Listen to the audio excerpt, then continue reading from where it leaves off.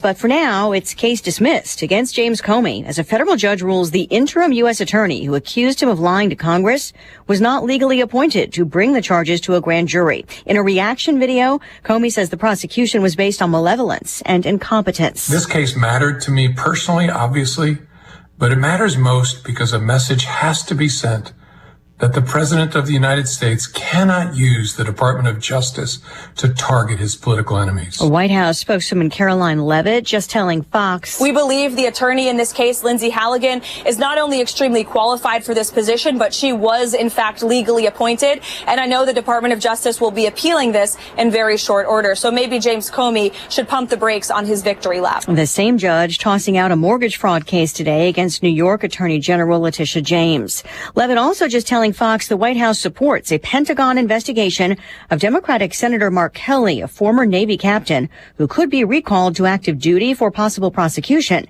This after several Democrats with military and national security backgrounds made a video encouraging service members to refuse illegal orders. Let me be very clear. Not a single order this president or administration has given to our military has ever been illegal, nor will it ever be. This administration respects and abides by the law. Senator Kelly, who's also a former astronaut, says he won't be intimidated. The Pentagon has not confirmed a link to the video, posting only that the investigation is over misconduct allegations. President Trump says he plans to visit Beijing in April, and that China's President Xi is invited for a state visit to the U.S. later next year.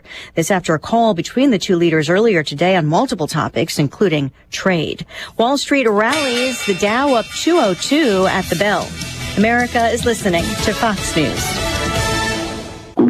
Oh no, stomach issues again? Stomach issues? Who are you? Your pancreas. I could be the real reason for your diarrhea, gas, bloating, stomach pain, or loose oily stools. I thought it was my stomach. People often do, but any of these symptoms could mean having a condition called exocrine pancreatic insufficiency, or EPI. With EPI, the pancreas doesn't release enough enzymes to break down food, but EPI is manageable. Use the symptom checker on identifyepi.com and speak with your doctor. That's identifyepi.com. Sponsored by AbbVie. It all comes down to this, folks. Yep, the entire season is on the line. But my throat has officially thrown in the towel. Sounds like you need Vicks VapoCool drops. Their max strength and vaporize sore throat pain. Whoa! These VapoCool drops hit fast! Speaking of fast, did you just see that play? Yeah, he vaporized that ball. That pun should have come with a penalty. Vaporize sore throat pain with Vicks VapoCool drops. Use as directed.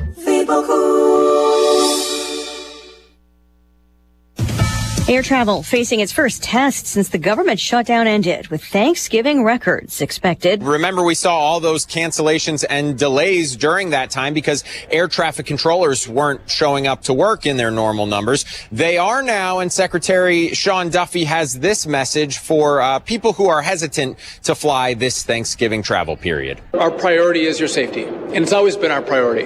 And that's why there were the level of delays and cancellations. So, again, if you can still get a ticket and you can still fly and your family still wants to see you, book that ticket, jump on a flight, and don't be afraid to fly this season. Over the weekend, TSA screened about 2.5 million passengers each day. That number could top 3 million in the days ahead. Fox Business's Grady Trimble at New Jersey's Newark Liberty Airport.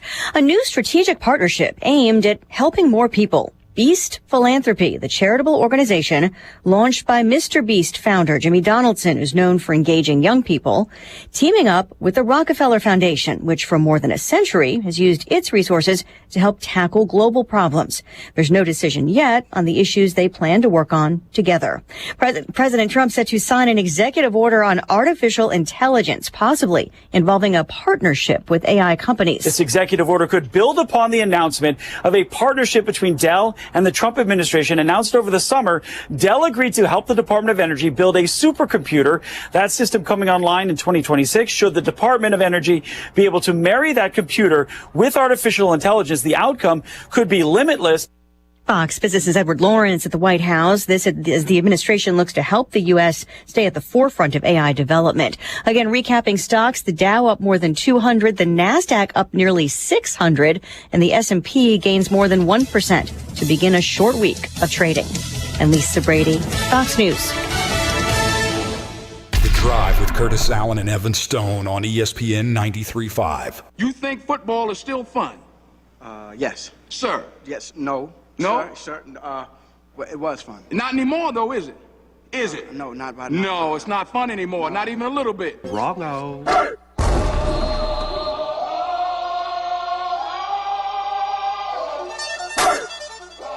Here comes the one and only Jay Lane. We talk about everything. If you guys want the real talk. Can we call him Cool Hand Luke? I think we're there. I think we're there. This is what we're talking about. Yeah. Give me a toss. Like just for my sanity, give me a toss, because it gives me a little bit of hope. Give me a little something like that. It's good for the soul. Begging up the middle. And ahead to the 15. First and 10 for the Illini. Football is such an emotional game. The stakes are just higher. And good! Illinois wins! We are high on the hopium.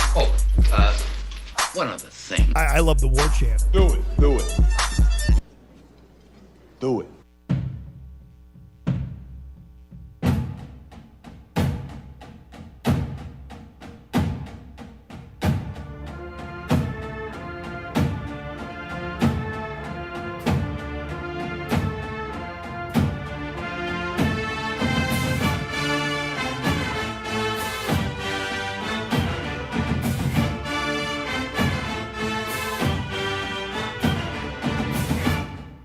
Let's go! There be the drums. You know what that means on a Monday. It's ESPN Radio 93.5. It is The Drive. I'm Curtis Allen. That's Evan Stone.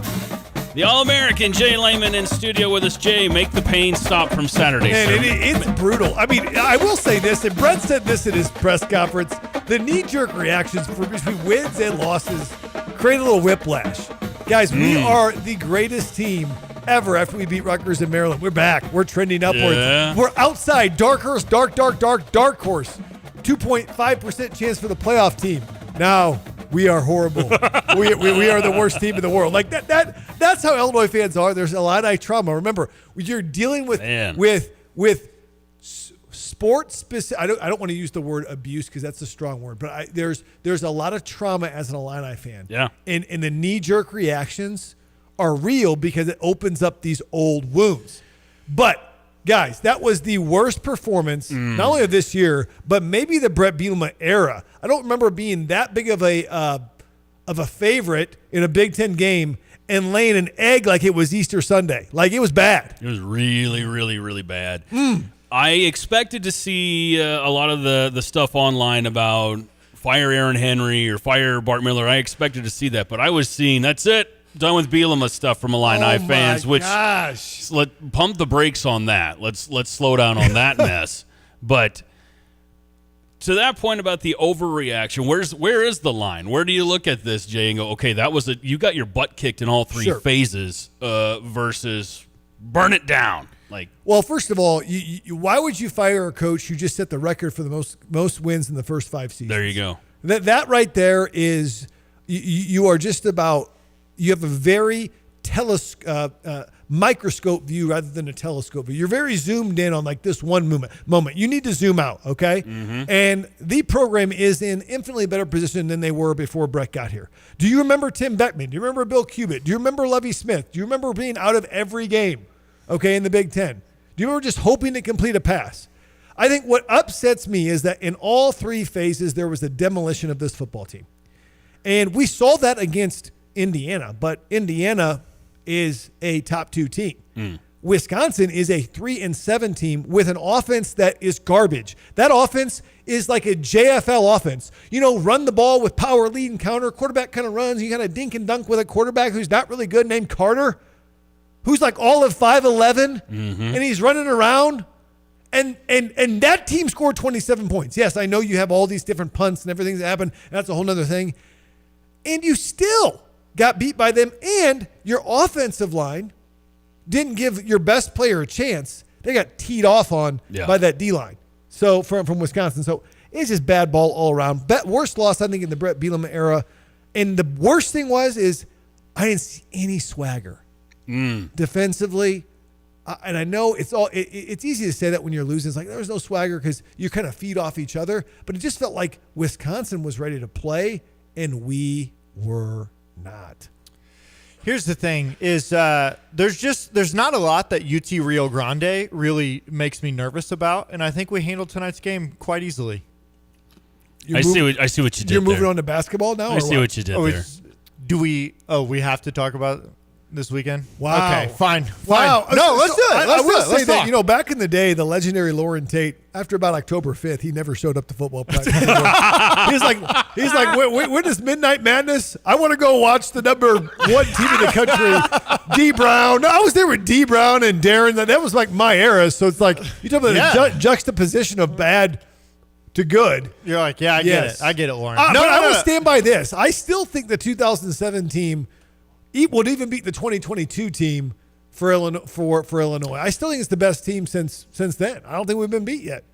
Prove me wrong. Since you're here in studio, I'm not going to argue with you. But I think this weekend was disappointing in the sense of I agree with what you said. There was no emotion. And I really do. It's an emotional game. I believe that naturally the whole Bielema, Wisconsin thing, I don't know how much is left in that, how much juice is left in that. Right. But the fact that you're doing something special here at the University of Illinois and you've leaped several of these teams that you had been striving to be like over the last couple of years, that emotion in of itself should be present. Like the special stuff that you're doing should be present. That is a great point. This team has a chance, Brett said, to have the most wins in a 2-year span. They're 11-2 at Memorial Stadium. They could be 12-2. That would be the most wins in a 2-year span at Memorial Stadium. Also, I will say this. You are better than Penn State this year. You are better than Purdue. Iowa has 4 losses. Minnesota has 5 losses. Northwestern has 5 losses. Used to be a redheaded stepchild to those guys. You are not, right? Right. But what's tough is that Wisconsin was 3-7. And then it became 4-7 because they took you back to the woodshed. And taught you a lesson about playing Badger ball. You want to talk about telescope. You want to zoom out and still we'll get nitty gritty, but I just want to zoom out for just a second. Illinois has had a football program for 120 something years. A while. 120 years. If we win Saturday, we have back-to-back years, 8 wins. Do you know how many times Illinois football has done that in 120 years? Twice? We've talked about this before, not very often. Yeah, this would be the second time in 100 years they did it. Twice. Because it was 89 and 90? 89, 90. And then I think they had like 4 years in a row in like 1912. Like when the Titanic was bringing great athletes over for the other schools and it wrecked, we were able to hold on to our record. But I'm pretty sure it's only happened, this would be the second time in 100+ years. So when you talk about telescope, you got to zoom out. Seriously, zoom out. I know it's a different era, it's a different whatever. I know we had such high expectations. But anybody who's calling for Bielema to be fired or to be let go or to be done, that's just noise. It's not real. It's total noise. It's fake. It is total noise. Yeah. Now, I do think they haven't met the expectations that they had for themselves. And Brett would say, well, the expectations were there because we've been successful. Yeah. So we've raised the bar. Yes. But to say that this loss, and Illinois fans might bite my head off, it might be one of the best things for them. Because if you won out, you may say, well, shoot, we got 9 wins. We're a good football team. We dominated the people we're supposed to. But that loss illuminated some weaknesses in recruiting, player development, and coaching. Those 3 things have got to be addressed. And it sounds, from what Brett said in his press conference last week, buddy, he's got a bag.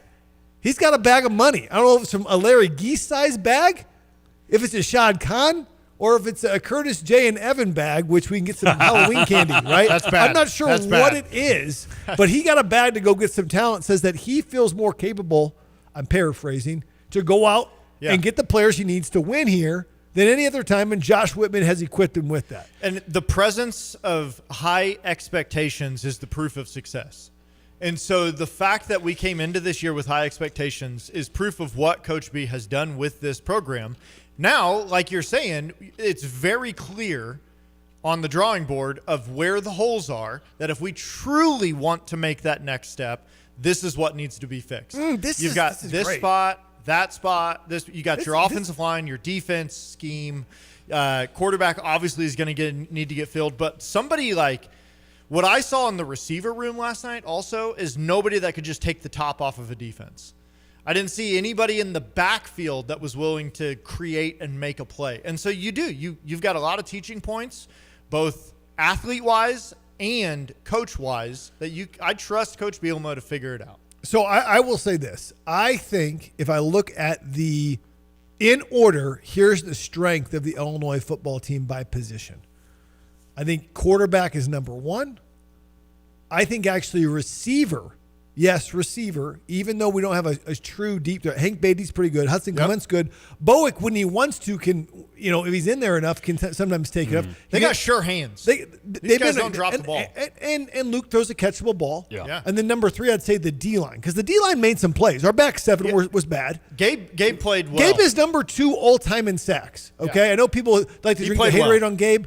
He's like number 3 in the country in sacks, number 3 in the Big Ten in sacks. Yeah. And number 2 all time. Which is essentially number 1 because nobody's ever going to take – it's Simeon Rice and then everyone else. Oh, yeah. You know what I mean? Even Brett said he's like that just is unbeatable record. We've talked about it like sacks. Gabe would have had to have – he'd have to play another year and then double what he has in his career right now to catch Simeon. Simeon Rice had averaged 11 sacks a year over 4 years. It was the NCAA record we got. I think Terrell Suggs beat that at Arizona State and had 48 or something, but it is still the Big Ten record. Now that being said, guys, and we got the text line blowing up. We got Big Def, we got Joe Keller, we got Benny, we got Butch, we got Jason from Raleigh talking about bevy of overhype for the O-line. The O-line, I will tell you this, I said this before we got on air. I'm tired of saying that the O-line should be good. After 11 games, we have a sample size that would say the O-line is not good. They are below average. We look at sacks given up and running the football consistently against good football teams. We have not played up to, there's the word again, expectations. All disappointment really comes from unmet expectations, whether it's with your spouse, whether it's with, life, right? You have these expectations of how someone's supposed to be or how a team's supposed to be, and we have not had those met. And I think that's difficult for Illinois fans because we try not to get our hopes up. We actually try, but then when we finally do, it's like, oh. Well, you said something before we went on the air. You were teasing me a little bit. You're like, you know what? Your Twitter, you're like, you were mean. You were kind of savage. You're a lot nicer on the air. Do you want to know the one I'm talking about? I'm trying to guess if it's either I was looking back. It's either the Emerald Nuts Bowl one or. You said this loss is squarely on. On Lunny and Henry. Yeah. And I would say it was not. It was Lunny's probably worst game as a coordinator. Now I will say this: coordinators get better the more plays that they have as an offensive coordinator, and the least amount of plays you have as a defensive coordinator. So the fact that we couldn't get off the field on 3rd and 11, the first drive of Wisconsin, led them to actually do a 16-play drive, see every adjustment we were going to make in the game because they're just going off a script and say, ha, now we know what you're doing. Yeah. Where Lunny never really able to get any kind of rhythm because of negative plays, and your average third down is 3rd and 9.4 yards. That's a recipe to get teed up and get your quarterback hurt. Thank God he didn't get hurt, okay? I would say Aaron Henry's game plan, that was a high school offense. You should have been able to stop. They were not able to stop them. They got out-physicaled at the point of attack, and quite frankly, on the back end, took some horrible angles and did not tackle well. And at this point in the season, we cannot have that. And then special teams, I'm on a rant right here. We have had the equivalent of 3 block punts in our 3 losses. There's some crazy stat out there that I remember being in a special teams meeting that the chances of you winning a game if you give up a block punt are like 5%. Like you're because it's such a momentum changer. And not only did we give up a block punt and a touchdown against Indiana, we downed the ball against Ohio State. We have a low snap against Wisconsin that basically leads to a block punt. And it's a huge momentum changer. Usually special teams have been good, but in our losses, they have been downright horrible. Well, another thing I tweeted angrily the other night was this was Murphy's Law. Like you've ranted on anything that I could rant on, Jay, right? But anything that could go wrong did go wrong. When you're talking about Hank muffs a punt, or you get a punt that is shanked and goes 9 yards or whatever the hell. Or Gabe Akis destroys the quarterback and the ball is in some, and no one can recover. Nobody. That was a game record play. That would have changed that game. David Alano misses a 37-yard field goal. David Automatic Alano. The best kicker, at Bielema's words, the best kicker I've ever coached. And we're missing, and even that would have been tied at 10-10. But Gabe Akis makes that hit early in the second half, and the ball bounced out of Kurt Neal's thing, and James Thompson pounces on it, but then by one hand, this kid named Carter recovers it. Like, it happened in Washington, too. Yeah. Literally, Torrey Cox had a fumble right. They just have not capitalized on that. And we still have 3 picks on the year. Yeah. Mm-hmm. Yeah, I mean, 3 interceptions. I mean, there's no... Got to be in proximity. Yes, there's not even like, oh, he dropped the interception. It's like we you ever played GoldenEye back in 2000? Of course. 1997. We're of a certain age. All right. We N64, played really the first game, like shooter game that everybody was into, even before Halo, even before everything, right? Before everything. You remember proximity mines? Like if you got close, they would go off, right? I feel like even if our defense had proximity mines, sometimes we wouldn't be killing people, right? It feels like we just are not doing what. Oh, that's good. We're missing with the blue shells. What you're saying? Yes, with the blue shell. The blue shell is not even making contact. If you guys were born in the '80s and raised in the '90s, you know what I'm talking about. But it's like I need some proximity. I feel like we need to have better proximity, better angles, better tackling, and quite frankly, maybe a better scheme. Because right now, the Ryan Walters defense, which this is genesis out of or born out of, had an incredible year with some incredible talent in 2022, and you had three NFL defensive backs. You had Johnny Newton, you had Gabe Akis, you had Keith Randolph on the D-line. And understand this, you had a generational talent at corner. How many corners have been picked in the first 5 picks of the NFL draft? Not many. Yeah. So I would call that a generational talent at corner, okay? Which could lock down the field. That stat of like he had 115 one-on-one matchups and they had 1 reception for -1 yard. That was like an incredible stat. On Darren Witherspoon. On Witherspoon. Actually, the full stat was that if quarterbacks would have just spiked the ball every play, they would have had a better QBR than throwing at Devin. Which is an astounding stat for one individual to have, right? So, Ryan Walters get this defense. Ryan Walters had the worst defense in the Big Ten while at Purdue, okay? Trying to do that scheme with different players. Yeah. We're still trying to use that scheme. I don't know how much Washington's they're using parts of it, right? Mm-hmm. Washington's they played a lot of zone against us. They're not known for having a great defense now. Yeah. Right. More offense. But is that scheme, have they figured out, like I'll tell you, Ron Zook's scheme when he brought it to Illinois, it was a little bit different in the fact that you would play man on one side, and Vontae Davis is that guy, and then you would also play zone on another side, and you kind of confuse people, and you'd have your corners make a lot of plays with it, and your middle linebacker was free, but you really make your outside linebackers really run vertical. But guess what? Offenses adjust. The great ones adjust, and they kind of figured that out, and Vic Koenig had to come in because the defense was shot because people figured it out. I'm wondering, are we schemed out, guys?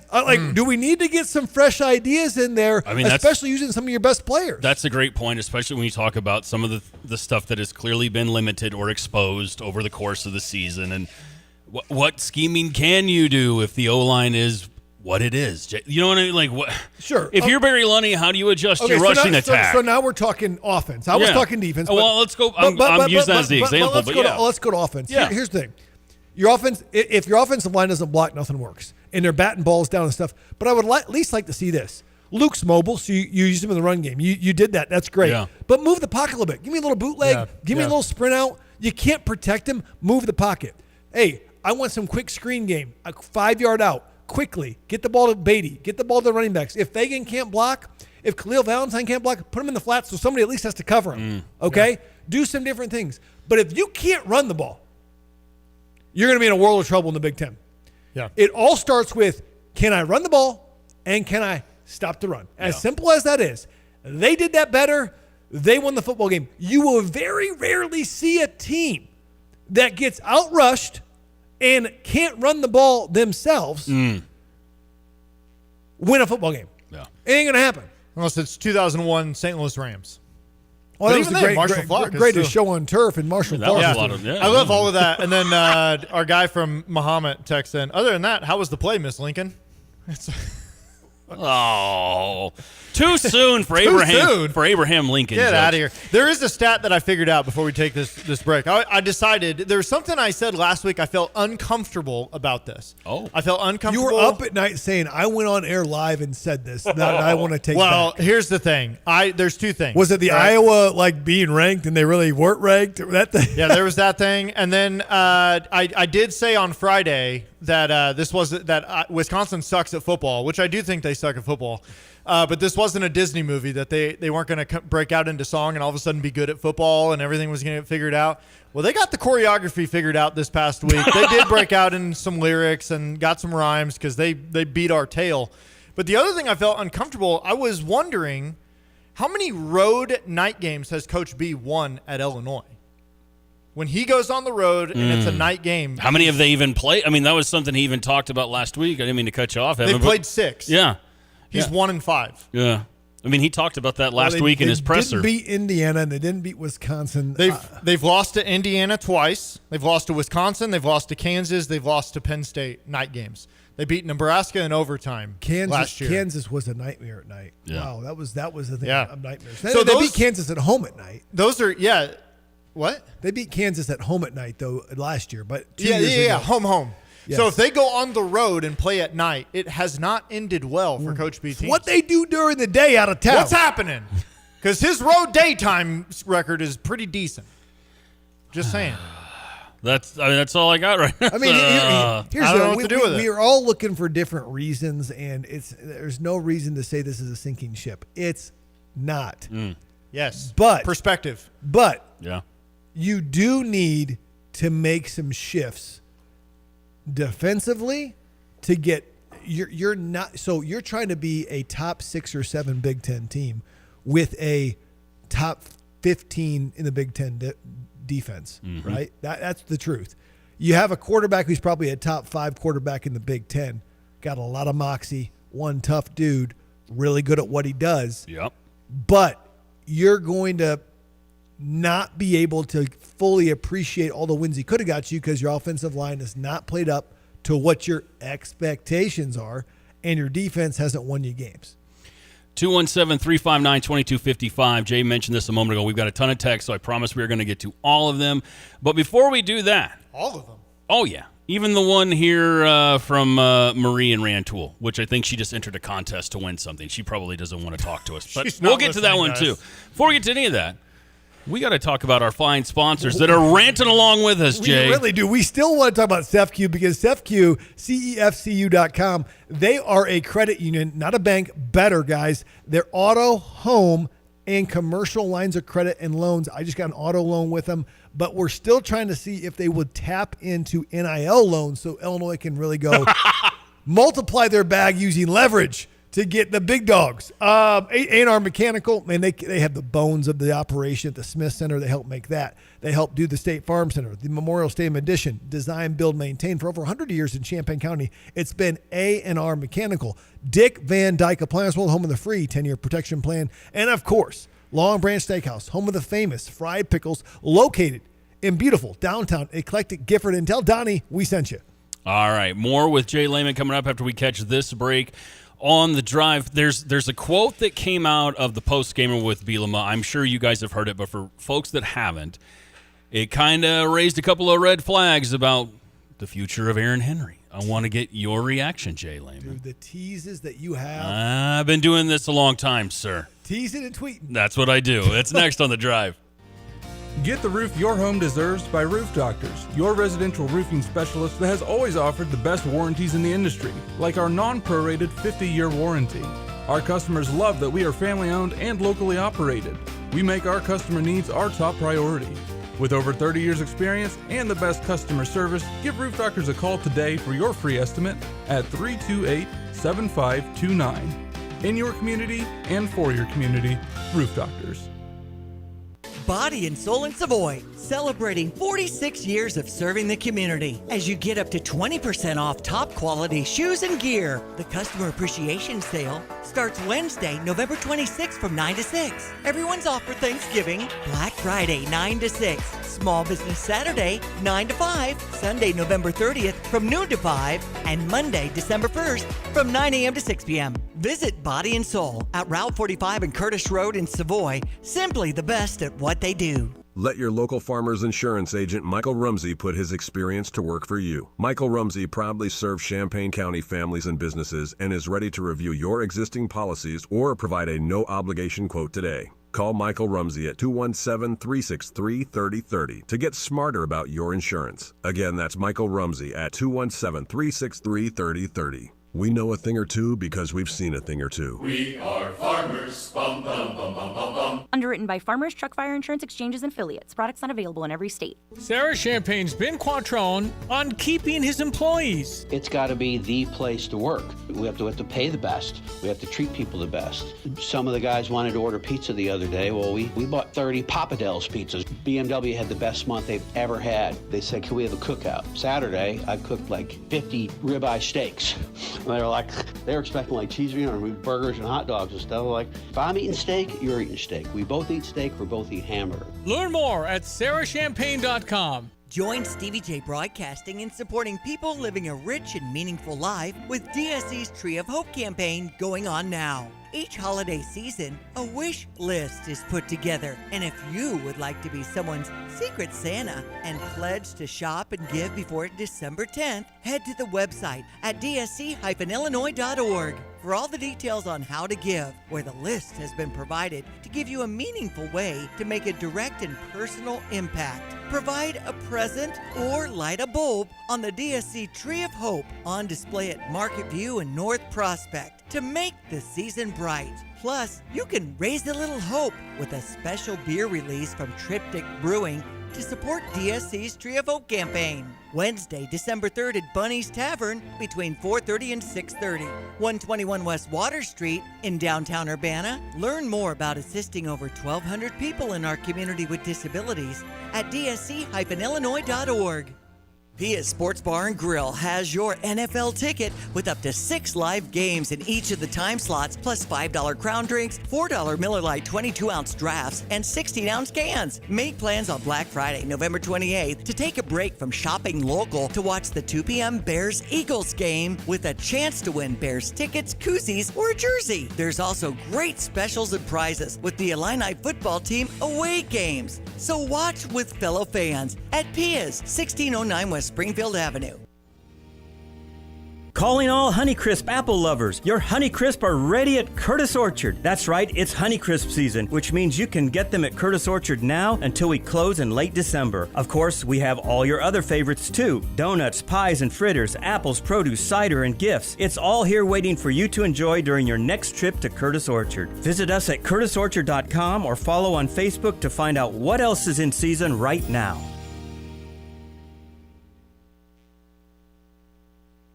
Drive with Curtis Allen and Evan Stone on ESPN 93.5.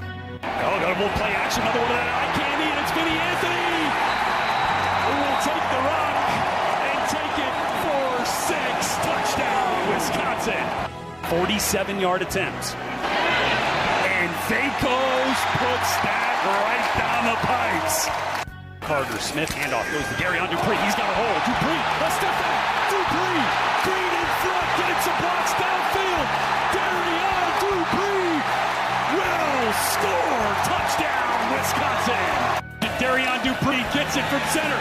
Dupree goes over the line, a defender physically into the end zone. This game in particular, to lose to a 4-win team, obviously they played better than we did and executed better than that. So that part's frustrating. And then, bottom line, I'm not making any type of excuses or thoughts. We just got to play better football, and we got to, in my opinion, I got to do a better job of building a roster around them so that we can have successful players and successful plays that gives us wins overall. It does hurt, fellas. ESPN Radio 93.5. It is The Drive. I'm Curtis Allen. That's Evan Stone and Jay Lehman in studio with us for the Jay Lehman Hour. Darian Dupree, we haven't even mentioned his name yet. 131 yards on the ground and 2 touchdowns for the Badgers on Saturday night. Out of Mount Carmel High School in Chicago, Illinois. Mm-hmm. That's a bummer. I mean, because that's one of our, that's where Simeon Rice was from. That's where we try to get a lot of players. And quite frankly, we just had an Illinois boy kind of blow us out the water with that run. And some of those linebackers that are starting as freshmen we were recruiting in Wisconsin won on those battles as well. So a little bittersweet. Evan, you okay over there? No. Okay. 217-359-2255 is your number for the Max Twin City Recycling text line. Going to get into your text in just a minute, but before we do, I want to play this little clip from Bielema because it made some noise on the socials, and I'm sure you guys have probably heard it, but this was when he was asked about making changes to his coaching staff during the offseason. Well, without a doubt, we got one game that we got to concentrate on. We got a Northwestern team coming in town. Obviously, they had a big win today against Minnesota. So, I think, they became bowl eligible today, too. So they're obviously into postseason play. But this is a trophy game. This is a game that means a lot to our guys, and I'm sure it means a lot to them. So we'll get their best shot. But, there's going to be obviously out-of-season and off-season corrections and adjustments. But for us to get Northwestern, it's going to be that defense staff, the same one that put together good game plans the last couple of weeks, got to do their best effort to get ready for Northwestern. Yeah, so that little part right there is what got everybody's attention. Then they got to do a better job of doing the same one that did Maryland and Rutgers and that the off-season corrections. That there will be off-season corrections made, but this is the same group that put together good game plans, et cetera, that are going to go against Northwestern. So that off-season corrections got people buzzing a little bit and maybe reading between the lines. Do you read into any of that, Jay? Here's what I think. I think that signing day is the Wednesday after the last game. So what is that, December 3rd? Yeah. Yep. I think you will not see any coaching shifts on the Illinois football staff until after December 3rd because recruits are often tied to coaches and relationships, okay? I do believe that you could see a shift depending on the bowl game between December 3rd and the bowl game, and then you could also see a shift in the bowl after the bowl game. Okay. So if you have a coordinator you want to go and get and they're playing in a bowl game, you have to say, well, why don't I just keep my coordinator to the bowl game? And then I'll get the coordinator after he's done with his bowl game or the playoff or whatever. Or but it could be if Barry Lunny gets a job somewhere, you could be without an OC. Who is going to call plays if Barry Lunny leaves? Yeah. Me. I'm going to put in my resume. And here's the thing, what would you call if you were the OC?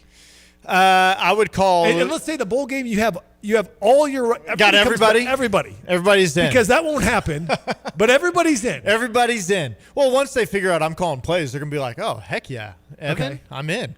Okay. No, I think the more what we've talked about today about moving the pocket, about getting Khalil outside the tackles, about giving him space, about short, quick hitters. I think Barry Lunny's done an incredible job this year. He really has. Yeah. There was a text that came through. It was like, on the bright side, maybe we don't have to worry about him leaving for a job. No, schools are not looking at one game or a struggle here. He's done a masterful job of creating this offense. And developing a quarterback. That people forget. Like when Luke Altmaier came in, he had zero confidence. Right. He talks about this as well, that he thought maybe I'm not good at this football thing, and has turned him into, like you said, a top 5 at least quarterback in the Big Ten. I mean, we wanted to get the rumor was we wanted Hudson Card, and we didn't, and they got him at Purdue. Where's Hudson Card now? I have no idea. I can make a lot of jokes of maybe where he is, but I think Seven Brews is opening up over here. He might be dishing out coffee. There you go. Right there's the one. There's the one. Here's the thing. I will also say Saturday night, Luke's feet didn't look comfortable a single time. Like even before the rush was getting crazy to him. Oh, my goodness. Now, by the second half, it would make sense because you're like, oh, he's been getting hammered. He's been all over the place. Yeah. But almost from the jump, he didn't look like he was confident or comfortable in the back. I think you're right. It felt like the internal clock. And he got us out of 3 or 4 sacks now, too. Yeah. With his ability. Especially that throw to Justin Bowick on the goal line. That third down where we could have gotten 7 instead of 3. I think Bowick, it was a hot route. They blitzed. He needs to hit his head around, but it felt like Luke threw that maybe a half second too soon. And so again, but it's easy to say when you're watching the game and say, hey, take your time. But when you're getting hit every other play, guys are just coming. It looked like on the tape it looked like the defensive line was just collapsing our offensive line. Yeah. The get off was real. Oh, it was insane. It was like between Peterson and Riker, it was like they were flying. Yeah, hello. From the text line, we promised that we get to these 217-359-2255. Jason in Raleigh says, Jay, nothing but a bevy of overhype for the O-line, which turned out to be trash. Yep, bevy's true. Talent or execution problem, break it down. We need answers. That's from Jason in Raleigh. Yes. Talent and execution, yes. People ask me, is it scheme?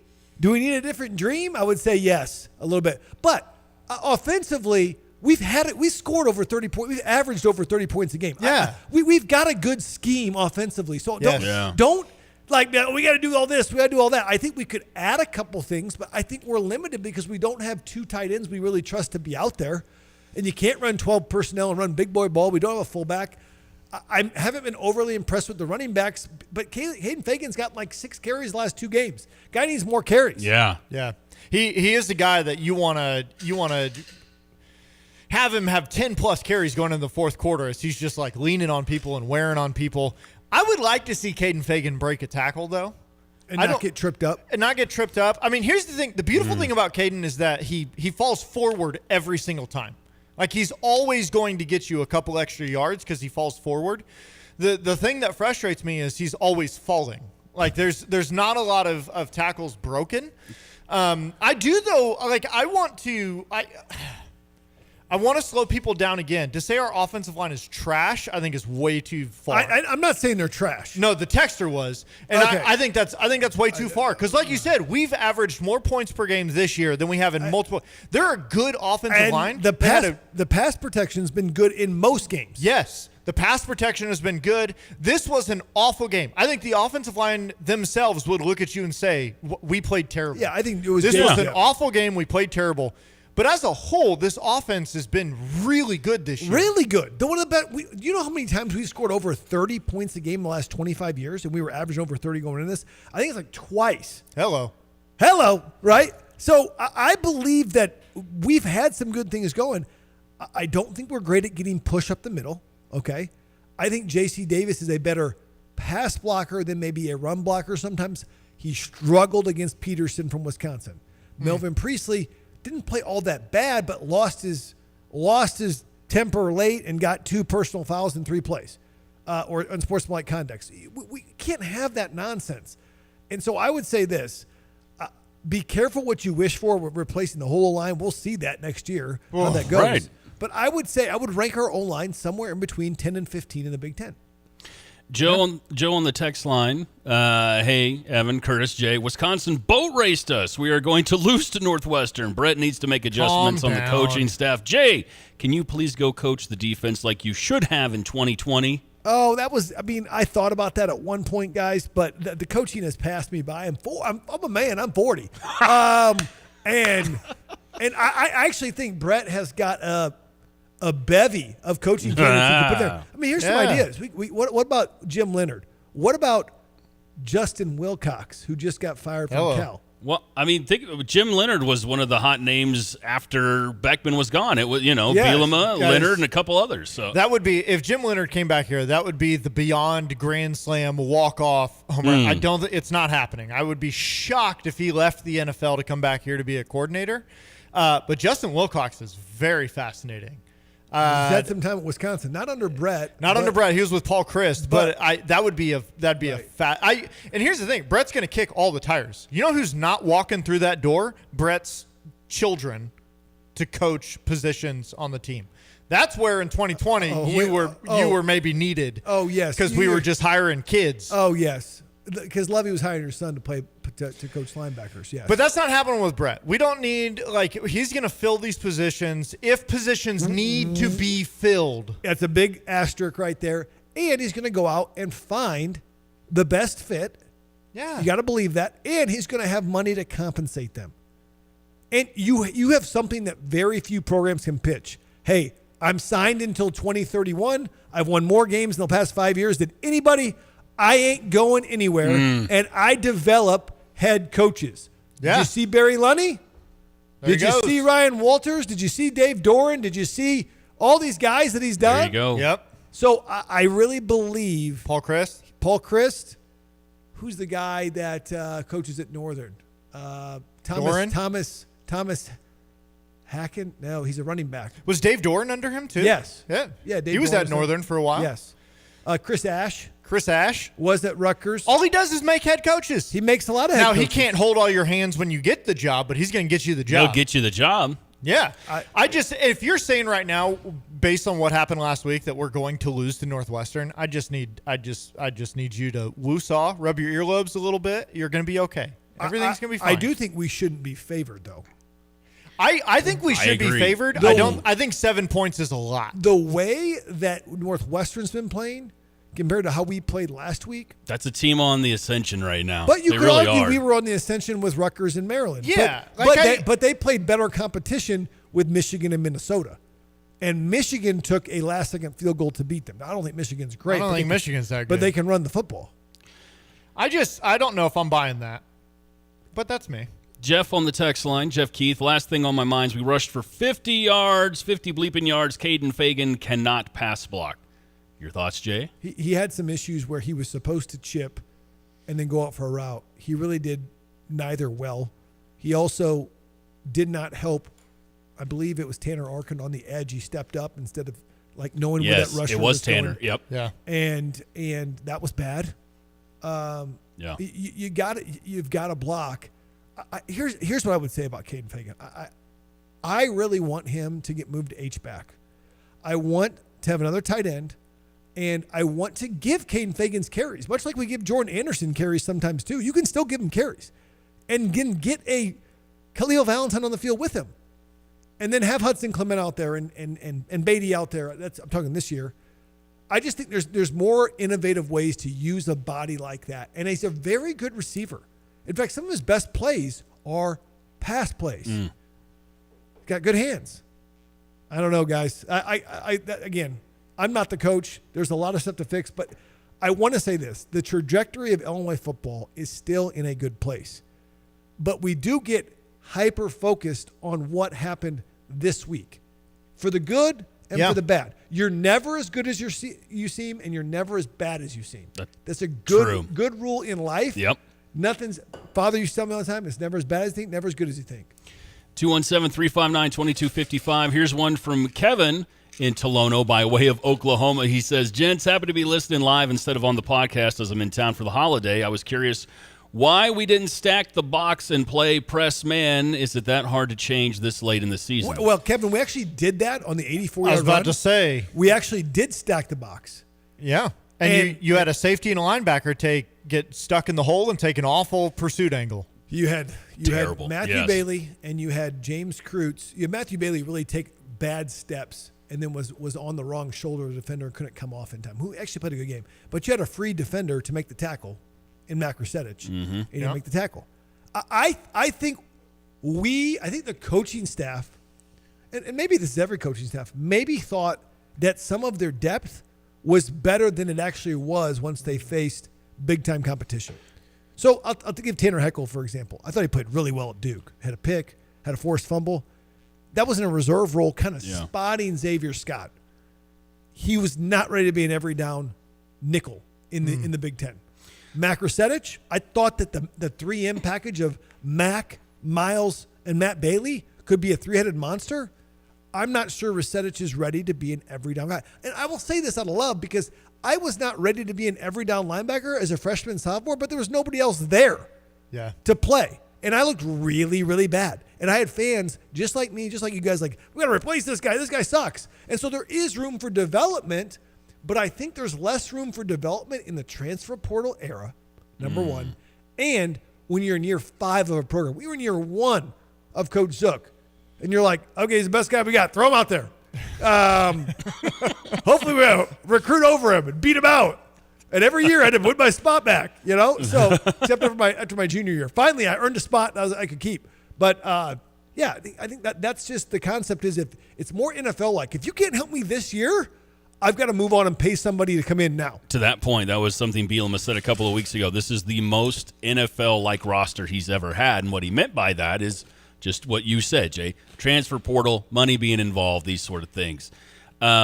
Before we get to any more text, we got to take one more break, but a place that will never go to the transfer portal would be our sponsors. They're here in the community to stay, Jay Lehman. SEFCU actually transferred in from Peoria. Boom! Right there, hit the portal and came to Champaign on North Prospect, just north of Furniture Row, CEFCU.com. Auto, home, and commercial lines of credit and loans. They are not a bank, they're better. SEFCU.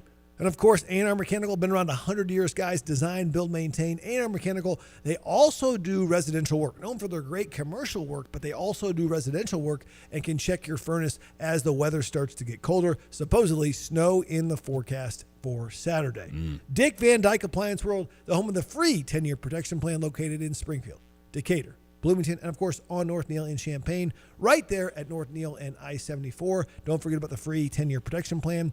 And Long Branch Steakhouse, located in beautiful downtown eclectic Gifford. From Wednesday through Saturday, from 5 to 9 o'clock, you can get some great ribeyes, some fillets while they last. So get them while they're hot. And do not forget the fried mushrooms and the fried pickles. 217-359-2255. That's the Max Twin City Recycling text line. We'll get to more of your texts in just a few. If you have questions for Jay, we're going to take a break. And this hour has just flown by. See what happens when we all start ranting a little bit. Time just flies by. Is it bad that sometimes after a loss, the show is better because more emotion comes out? It's the trauma-infused rage. That's it. We need to get it out. We need to get it all out of our system. I wanted to see the Curtis Twitter man come out because he was tweeting up a storm like... You know, I had a really long day. Okay, and he was ready to be a Twitter warrior, and he's here behind the mic backing it up. I've said this, but I've said this before to him. He asked me, I don't know if it was a week or two ago. Evan was like, "Could you get in a fight right now, or could you take a punch right now?" I don't remember. Could you take a punch? Could you take a punch? And I was like, "There's some rules to it now." As a 40-year-old out of shape dad, like I still got enough in me from my 20s, but it's got to be between like 10 a.m. and 2 p.m. in the day.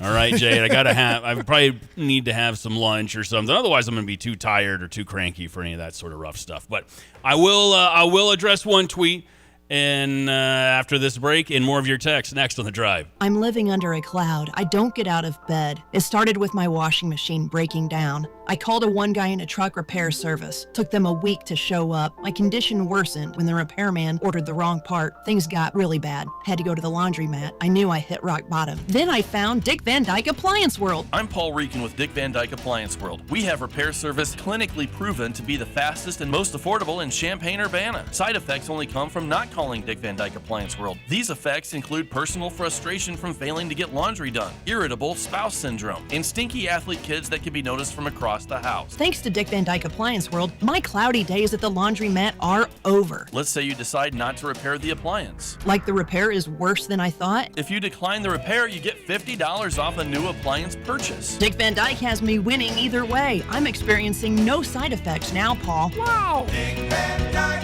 Appliance World. When you buy from us, you get the whole store. From computer systems to brakes and tires too, at PDR, fixing cars is what they do. Remember, when you turn the key and the car won't run, call 367-9481 or use their dedicated text-only line at 383-0619. Additional information including repair quotes and online scheduling requests available from the website at pdrauto.com. Remember, they are what's best for your truck or car. They are PDR.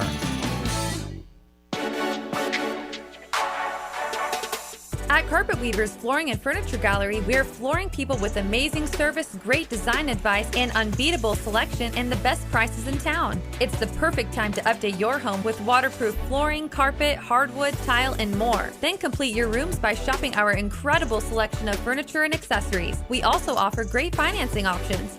Carpet Weavers Flooring and Furniture Gallery, we're flooring people.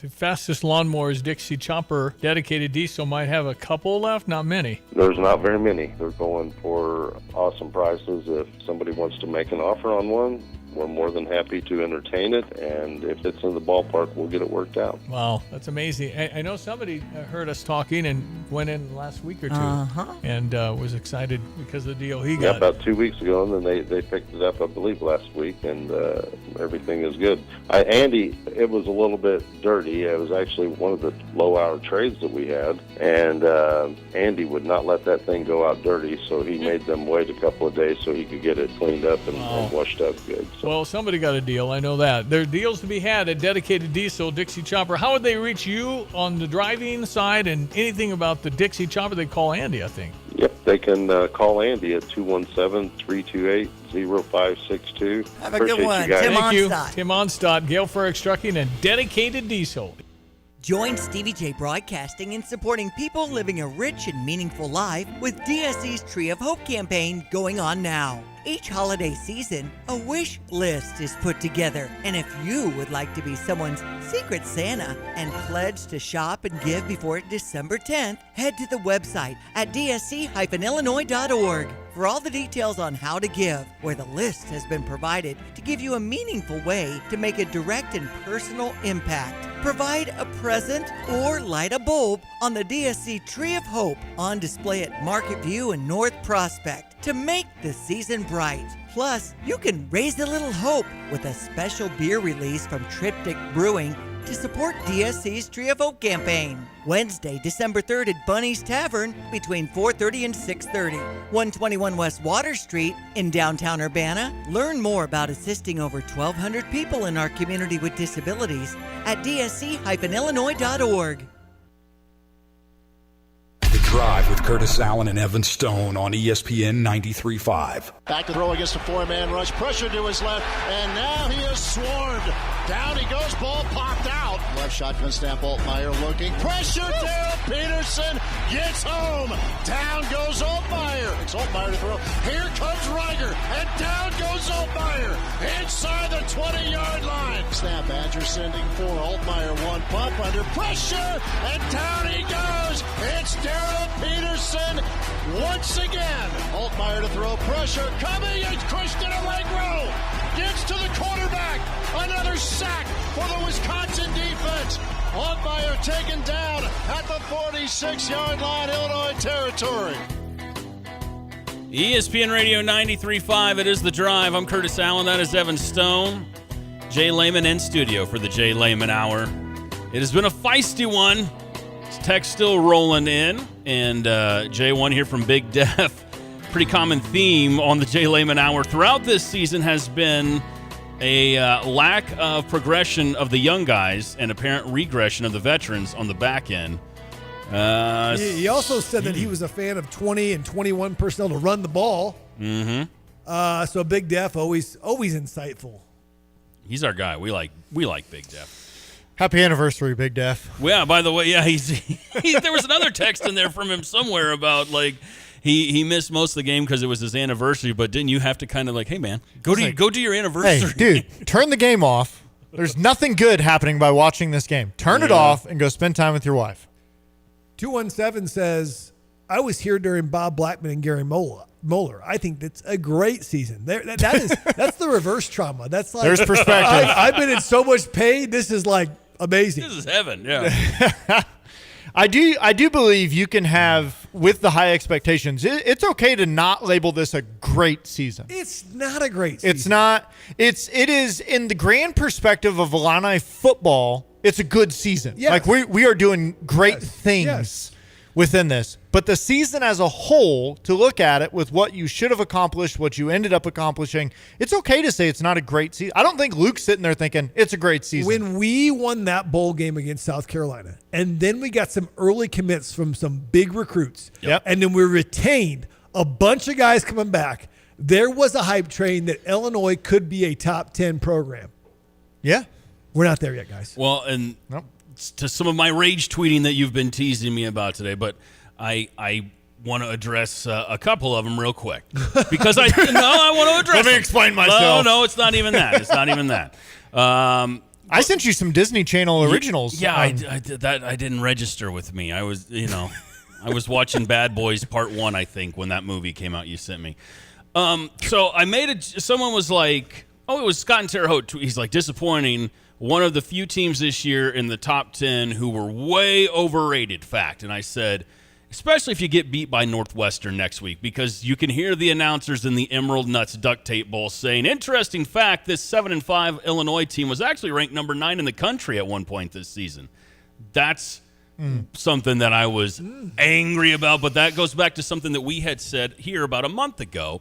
What would make this season a disappointment if they ended up 7-5? And I said that would feel like Zuckmeister starting 6-0 and then losing 6 in a row. That would have that level of disappointment for me because the expectations were. See, with that year, I don't remember anybody going, Illinois is going to start 6-0, and oh my gosh, where are they going to go from here? What 2011, whatever year that was. But with this, the expectations were really, really high, and this team's just let too many games get away from them. There you go. Last year, the teams, they really didn't let a team get away from them except for Oregon. They were kind of in every game, but I still think that this team was probably more sound than that last team. But last team had Pat Bryant and a healthy Xavier Scott, and so I think they got the best version of Luke Altmaier they have right now. So I don't know. I go back and forth. Are we a better team or not? I think if you won this last game, you'd probably say, and you're both 9-win teams, you're probably a better team this year. And that will make everybody feel better that was calling for jobs on Saturday night. Which, by the way, I didn't do that, Jay Lehman, I'll have you know. I didn't want anybody to get fired. You did not call for a job of Brett Bielema. You just said this loss is on such and such, which is fine. Yeah, I didn't say fire him, though. You said the responsibility is on this, and I think that's true. Yeah. I don't have to defend myself anymore against you two. I don't think you had to defend yourself at all. No, I didn't. I wanted people to get a peek into Curtis. I don't get to see much because he's such a, when you're a good host, you don't even realize he's the host. He's effortlessly kind of port guarding this, and I'm like, this guy's got some really good opinions. We got to get out. Just wait for the Bears segment. Oh, baby. That's stupid, team. Keep winning, though. Come on now. Jay, we are way into overtime with you. And so real quick, any thoughts, predictions otherwise for the Northwestern I don't game? like the Northwestern matchup. I feel like they've been more physical than us the last month of the season. You look at the opponents they played and who we played. The weather's going to be a factor. We haven't run the ball great. But again, we got some seniors that have won a lot of games. You hope it means something in the spat for the hat on senior day that you make it happen. So I hope I want that hat. We need that hat. Did you like the spat for the hat? I thought it was good. That was really good. That was pretty good. That was pretty good. I like that. Spat for the hat. You guys can take that one for free. I won't copyright it. It's all you. Okay. Put it on a shirt. I still battle for the Sweet Sue Tomahawk. That little like a little hatchet that I would run around until it got banned. It's banned. It was like a little hatchet. We put that thing up like, the Sweet Sue Tomahawk. It's like the baby version of the Paul Bunyan. It was like that the Don't Break the Ice mallet that used to have in that little thing. That's what it was. It was come on. Why are we fighting for the Sweet Sue Tomahawk in the state of Illinois? Couldn't it be like an Illini Tomahawk?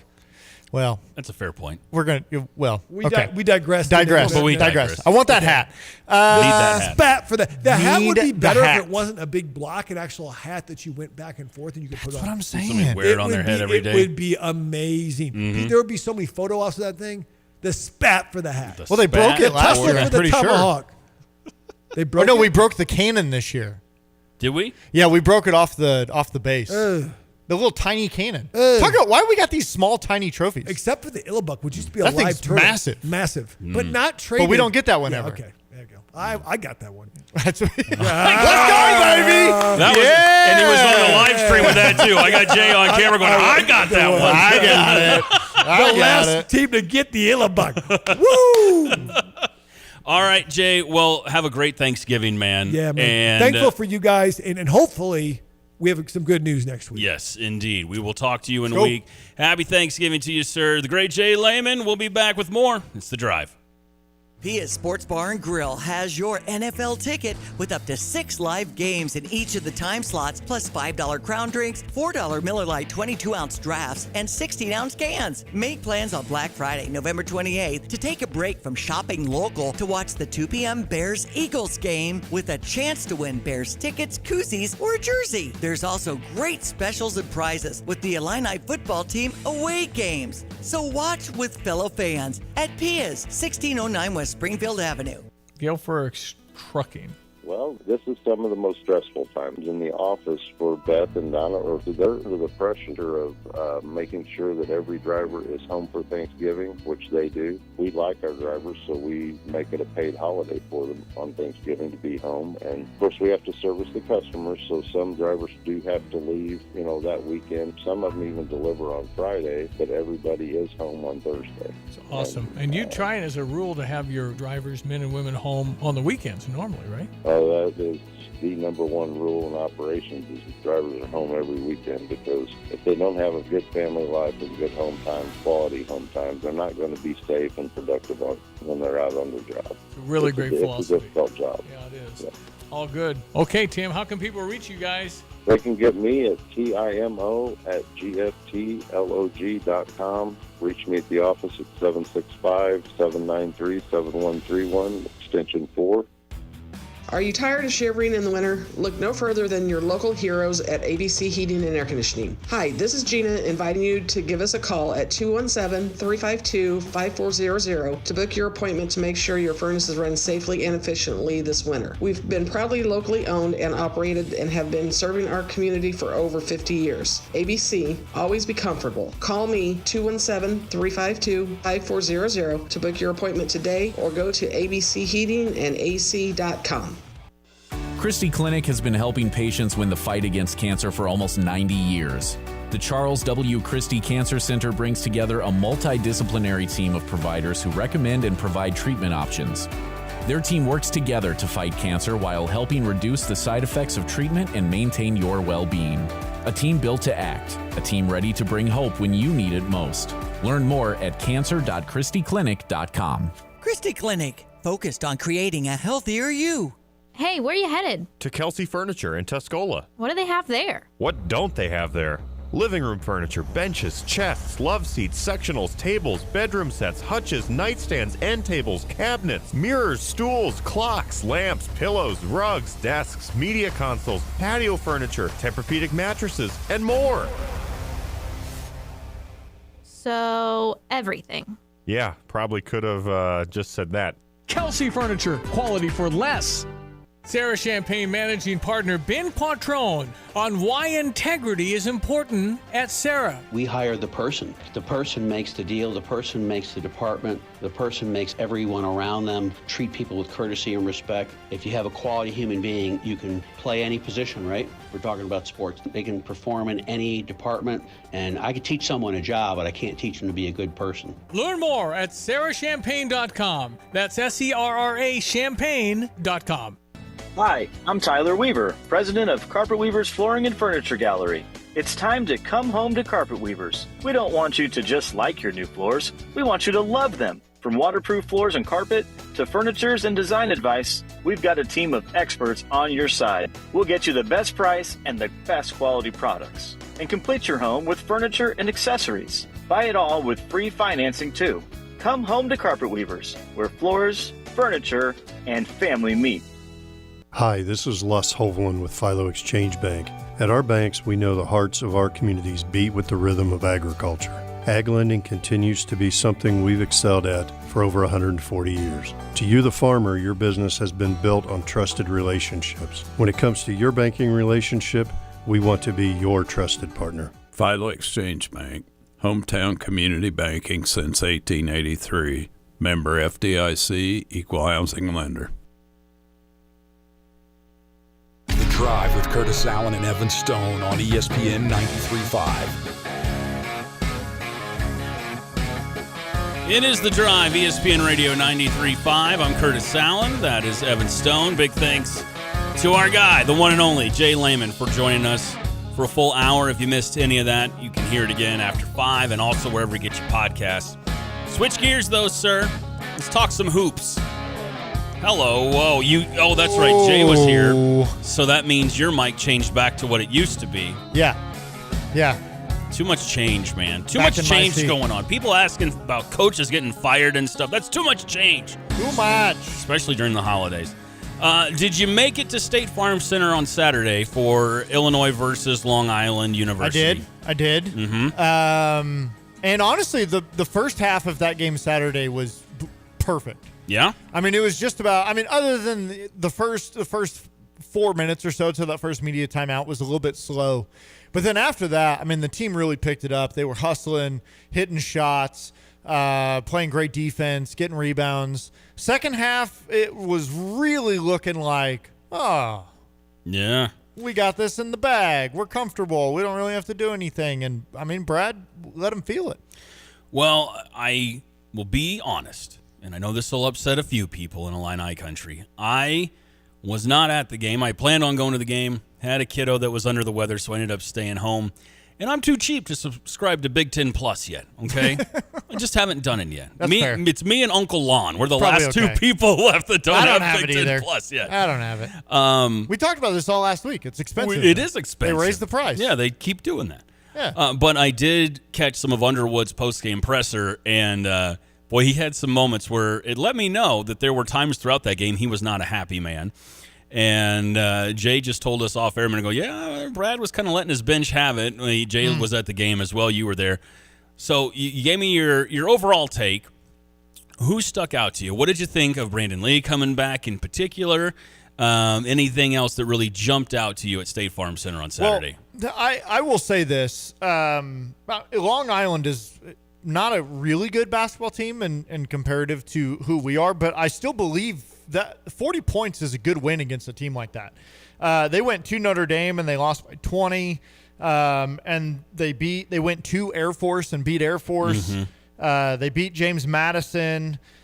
So this is a team that they don't have great wins. Like, you should beat them pretty handily, but Right. the way they beat them, I don't think they were ready to be beat that bad. If that makes sense. No, I'm following. Like, I really do think it was a good win for the Illini, good bounce back after last week. And I'll tell you what, Brandon Lee, he looks the part. Well, Underwood was singing his praises in the post-game presser about just what an awesome defensive performance he had and how he can grow from that. He's got an opportunity to be a great defensive player on this team. So, for a presser where Underwood wasn't passing out too many flowers, he gave plenty to Brandon. Yeah, and I mean that's what was needed. Nobody got a double-double.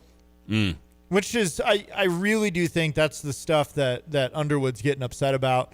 The fact that nobody got 10 rebounds, that's pretty upsetting. He continues to harp on rebounds, and he will continue until it gets to the level where he wants it. Yeah, you out-rebounded them 40-22, but yeah, there was a couple trips down there, especially in the second half, where they got multiple offensive rebounds, and you could tell Brad was getting ready to take his shirt off or something. Like he was losing it. He's not in as good a shape as you, though. I mean, it's close. If you're going to go shirtless, you guys could have a flex off someday, maybe. Hey, we'll see. We'll see. Keaton Wagler had a good game.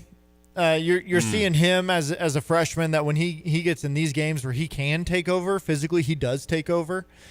So that's good to see. Other than that, I mean, it was a game. I'll tell you the most exciting thing about the game, which I don't know, you probably saw it on the socials. Kylan Boswell with the one-handed slam. I did see that. The putback dunk. I mean, that was the moment that everybody in the arena was just like, "Whoa!" Nobody cheered. They were just like, "What did we just see?" Wait a second. Was that real? I Yeah. texted Robert right after that happened. I said, "Did you know Kylan could do that?" And he said, "No." Talking about Rosenthal, he texted Rosenthal. He said that's the first time in a long time I made an audible sound on press row. I was just whoa. That was a big time. We talked a lot before this season started about who would emerge as the leader. I think we know, man. I think that Kylan Boswell is the leader of this Illini team on the court. Oh yeah. Yeah, and he commands. I was going to say demands.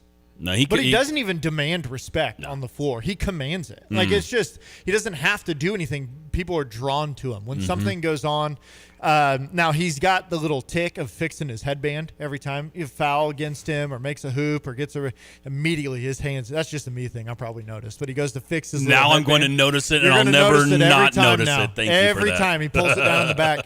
I think I agree with what Jay said earlier. Mihailo. Really, I mean, I was expecting Saturday for that to be a team or a game where he could really get his legs underneath him. And he was still laboring a little bit. He still just does not look fully healthy. But when he wants to, I mean, you see little flashes and moments. I mean, he's got that ball on a string. He can do anything with that ball. He can flip it around the court. He finds the open guy. But the way that he moves right now, it really does. It just looks like it's not comfortable. To that point, some of the flashes we've seen from Halo, one of my favorite things that I've seen that excites me, he has an explosive jumper. I mean, it's hard to. I'm trying to come up with other players that I have seen.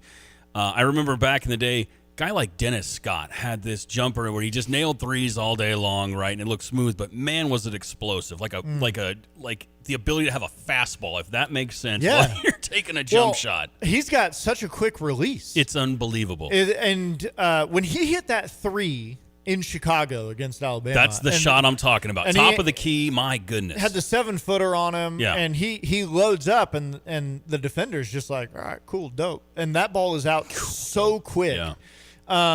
So yeah, I'm really, maybe tonight. It's like every game I tune in, I'm like, maybe this is the game where Mihail's going to look fresh, going to look. We'll see. Healthy. Mm-hmm. We haven't done it yet. 217-359-2255 is your number for the Max Twin City Recycling text line.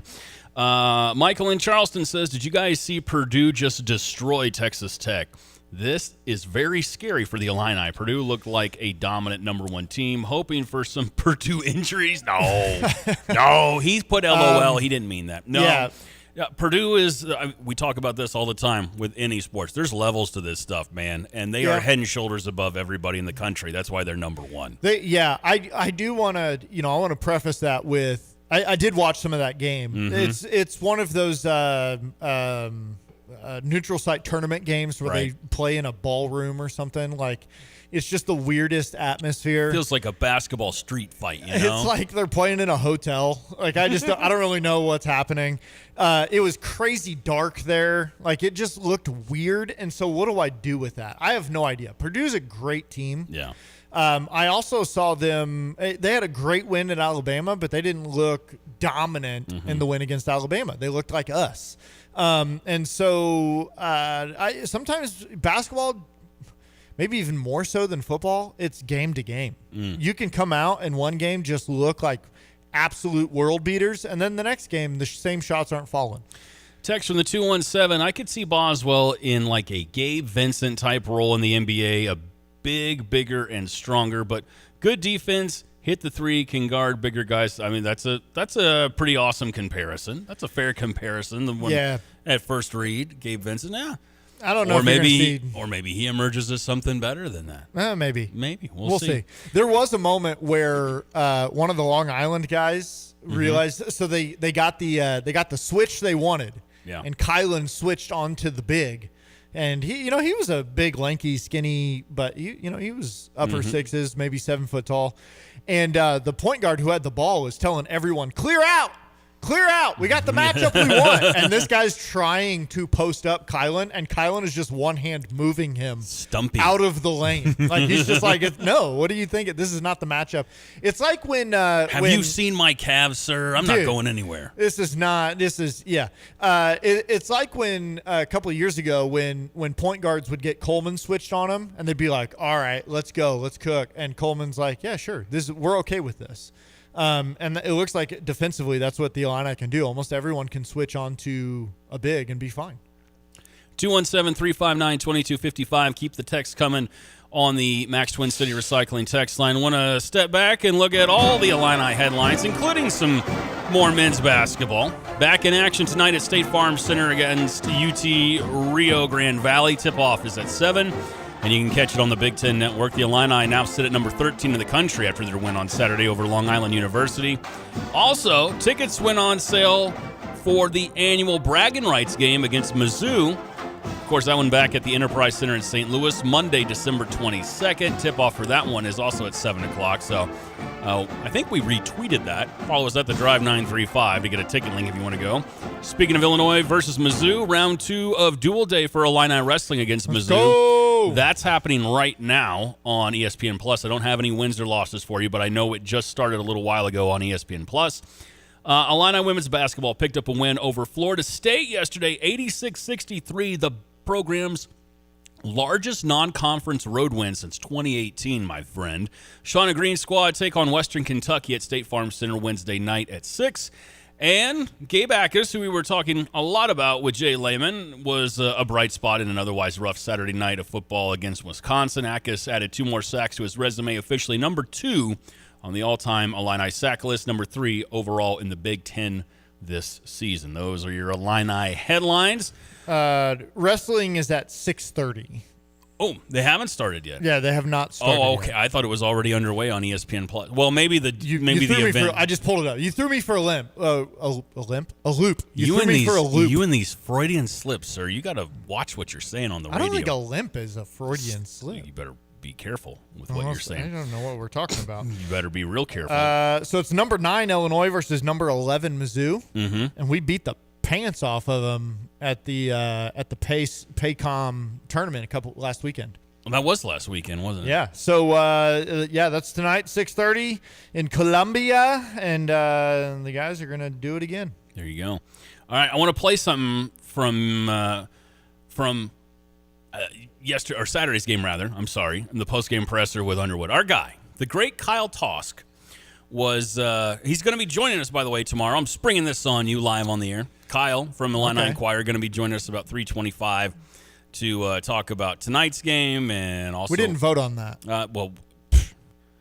My votes get 6 votes when it comes to the great Kyle Tosk. So. Clearly, on the drive draft, Whatever. you get people voting on all platforms. Here's what I'm going to play, okay? And we can talk with Kyle about this tomorrow. But Kyle asked, I think this was the last question at Underwood's presser on Saturday, and it was about Andrei Stojakovic. I just want to play this for you and get your reaction to it, Evan Stone. You've alluded to a couple times wanting to get more from Andre beyond just his scoring. Like, what is the back and forth like between you guys, and what do you hope that next level is for him? Saw how quick he got subbed out. That's the back and forth. There's not much back and forth. You either do it or you're just going to come.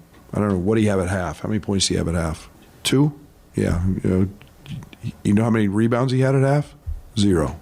So there's a direct correlation between him doing all the other things and getting invested in those things and being on the court long enough to actually score 18 and a half. Well, I know he can do that. It's all we keep demanding from him. He can be an outstanding, elite player when those other things, because he can go do them all. He just has to want to go do them all. And it's my job to make him want to go do them all. How about that one, sir? What's the back and forth? There is no back and forth. That's the. You either rebound the ball or get on the bench. I'm saving that little. Yeah, so that's the back and forth. I'm going to save that forever. And I think I'm going to save, and it's my job to make him. I'm going to save that forever from Underwood. Man, yeah, and I think tonight I'm really hoping we talked about this last week, but love this one-day turnaround. Yeah. This is the true March Madness feel. So you play Long Island on Saturday, Sunday off, and then Monday night you come back and play another game. And you get 2 teams that you should handle. You aced Saturday. Yep. And now Monday night you got this pesky UTRGV. Wish that would go away. I mean, what? What? Huh? A team that is not very good, but they are, I keep saying this, they're pesky. They're annoying. Like they hang around in games they should not, they don't ever win them, but they hang around and they're just kind of, so they go to Baylor and they lose at Baylor by 15 or something like that. They go to Boise, they lose to Boise State by 20, but both games are the teams are struggling to pull away. Yeah. They just went and lost to Missouri State by 10 or so, and so you're looking at a 34.5 point spread tonight, and that feels big based on what this team has done so far. But so that'd be a good win. And then of course the big Black Friday game on this Friday, Madison Square Garden. UConn, early game, baby. Early game for the 11:30 Illini. a.m. So we'll talk with Kyle about that tomorrow as well. You know who else is playing on Black Friday, sir? You know who else is playing, huh? I do. Yeah? The Chicago Bears are playing as well on Black Friday. The first place, sole possession Chicago Bears.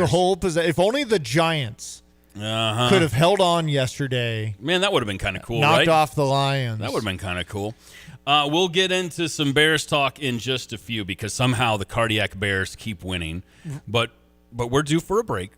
And I didn't mean to cut you off. You were going to say something. No, I was gonna do a little UTRGV roster, but that's fine. You want to do some UTRGV roster? Well, I think we're already behind. Yeah, we're kind of behind. Marvin McGee, the third. That's the one. That's their leading scorer, 6'4" guard. He's an older guy, senior. He's from Atlanta. This dude's been around for a while. He's the guy that you need to shut down, which I have no doubt they will. But that's who you're watching tonight, Marvin McGee. All right, we'll get to your text as well. Good stuff, sir. 217-359-2255. We're due for a break. And also, got to thank Busey for sponsoring the drive. This Saturday, Small Business Saturday, a day to celebrate and support small businesses and all they do for our communities. With almost 32 million small businesses in the country, accounting for more than 99% of all businesses, it's no secret that small businesses are the lifeblood of the American economy.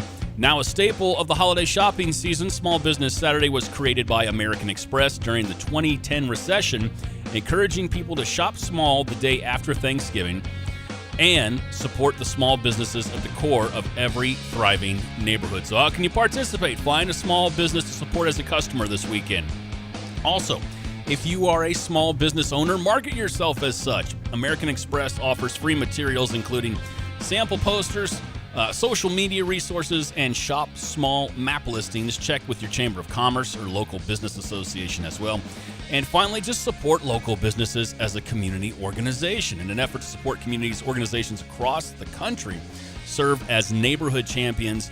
These supporters serve their communities with events and activities on Small Business Saturday and all year long. Busey invites you to shop local on Small Business Saturday.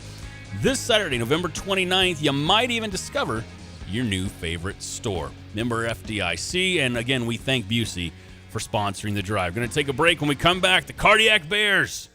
Are they the greatest team in the history of football? No. No, but they keep winning, and they're next on the drive.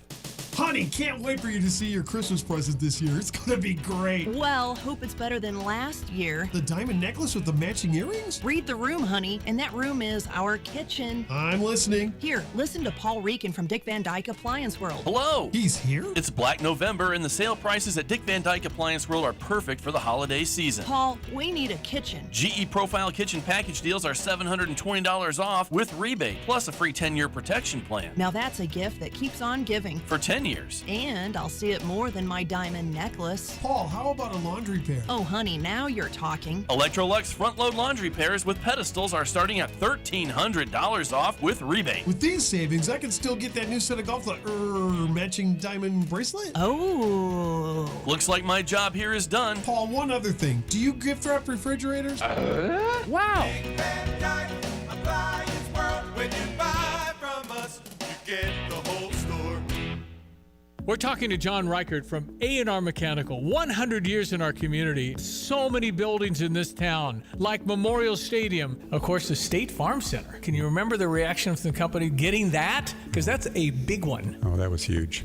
If you just think about it a little bit, everything we put in is straight, pipe is straight. We're putting all that into a round building. And, it took a lot of know-how to make that project happen. It was one of the first projects we did using our new technologies. And the timing was just right. We were the right people for that project, and I think we did it successfully. The legacy of A&R. John, I could almost say, what haven't you built? Up and down campus, the Siebel Center was fairly new for computer science. Everybody was working as a team, and I think it came out very well. A&R Mechanical has helped build Carl at the Fields expansion and other Carl projects in Provena and Sarah Bush Lincoln. The list goes on and on. Visit them at ar-mech.com.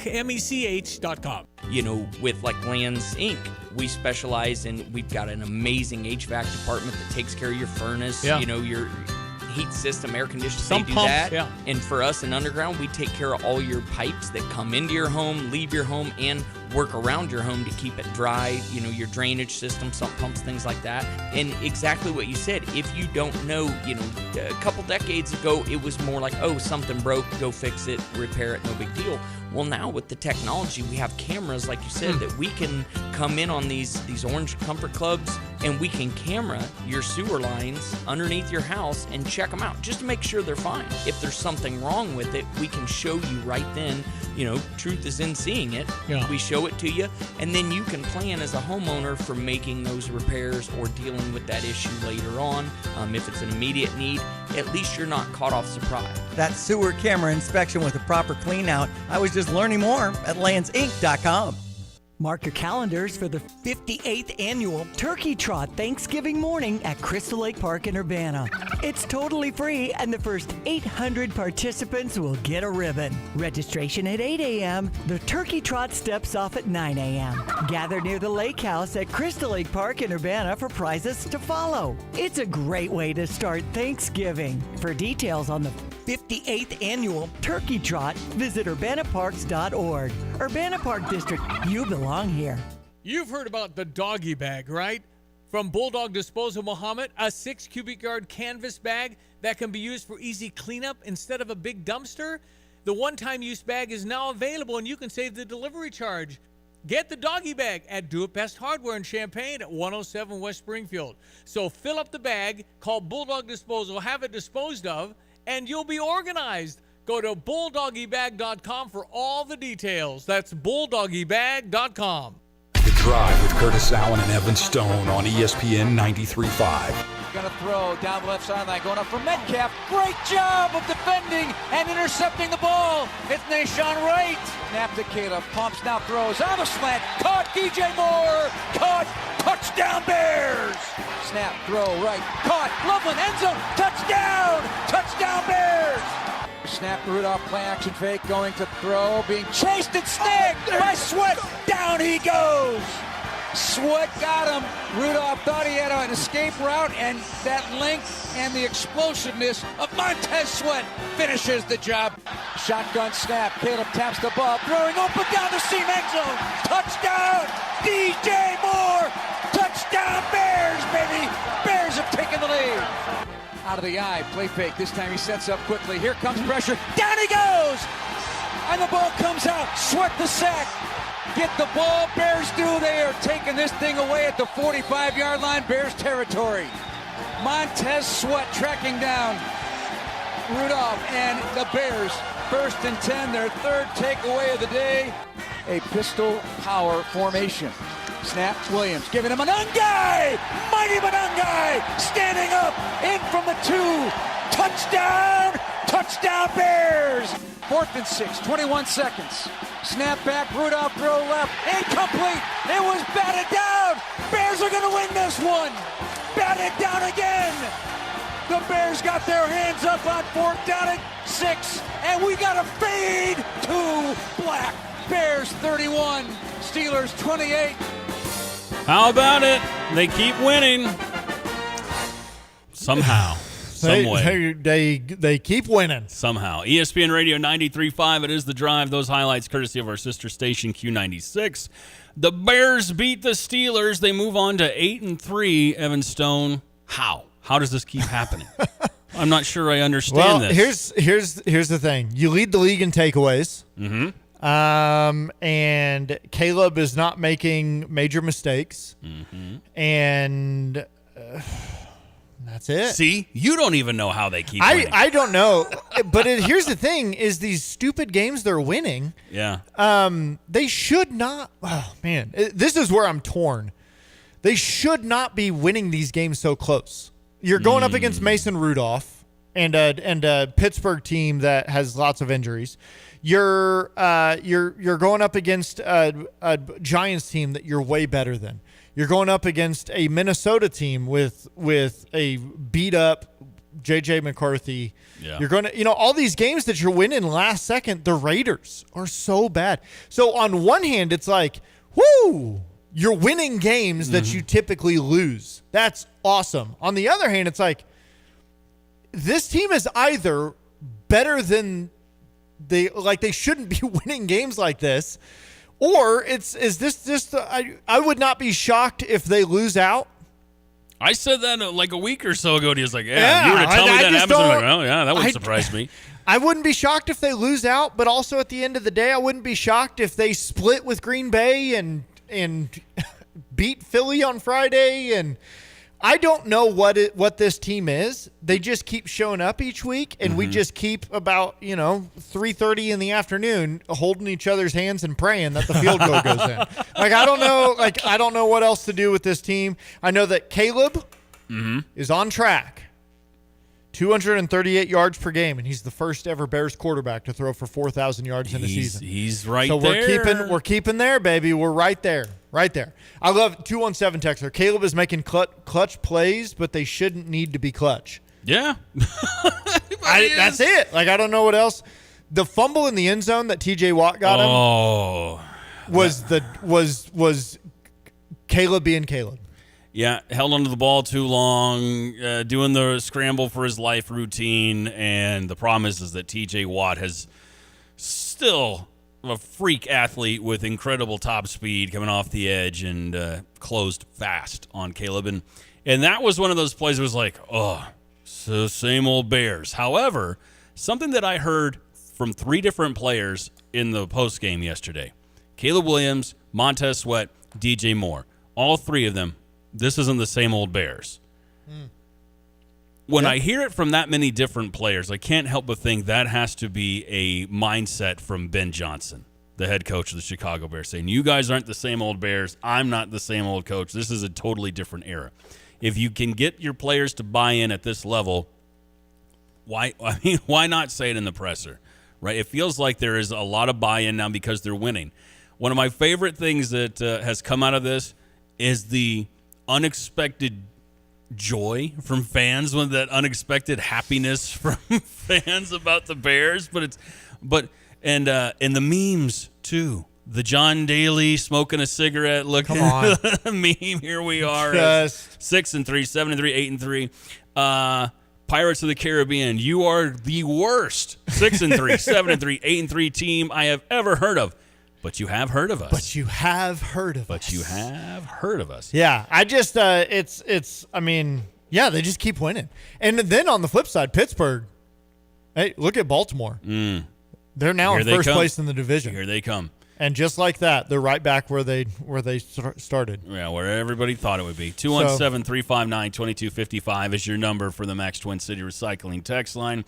217 texter, QB passing yards is skewed compared to even 20 years ago due to rule changes and so much passing right now. Yeah, that's a fair point. Well, they said the Caleb being the first 4,000-yard passer. That's because Bears QBs didn't used to throw 50 times a game like most QBs do now. Fair, but also when you're the only franchise in the NFL to not do something, I don't think it has to do with how you've played football. It's just that's you. That's a you thing. So what I wanted to do is go back and figure out, just when was the last time the Bears in week 12 had 8 wins? I'm guessing 2018. It's got to be, but then, how many times? As we keep going down through this, it's like, this is you just got to enjoy it while you can. You just gotta have fun. Yeah, because it's like, could this go downhill quick? It sure, but everything that we were confident about for Illinois coming into this season that now we're frustrated with, and everything we were nervous about coming into the season that now we're I wouldn't say confident, but it's like, all right, I feel a little bit more comfortable. The Bears' offensive line right now is not playing awful. No. Are they great?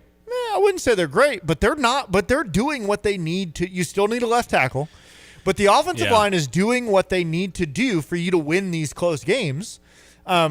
There's still 0 run game.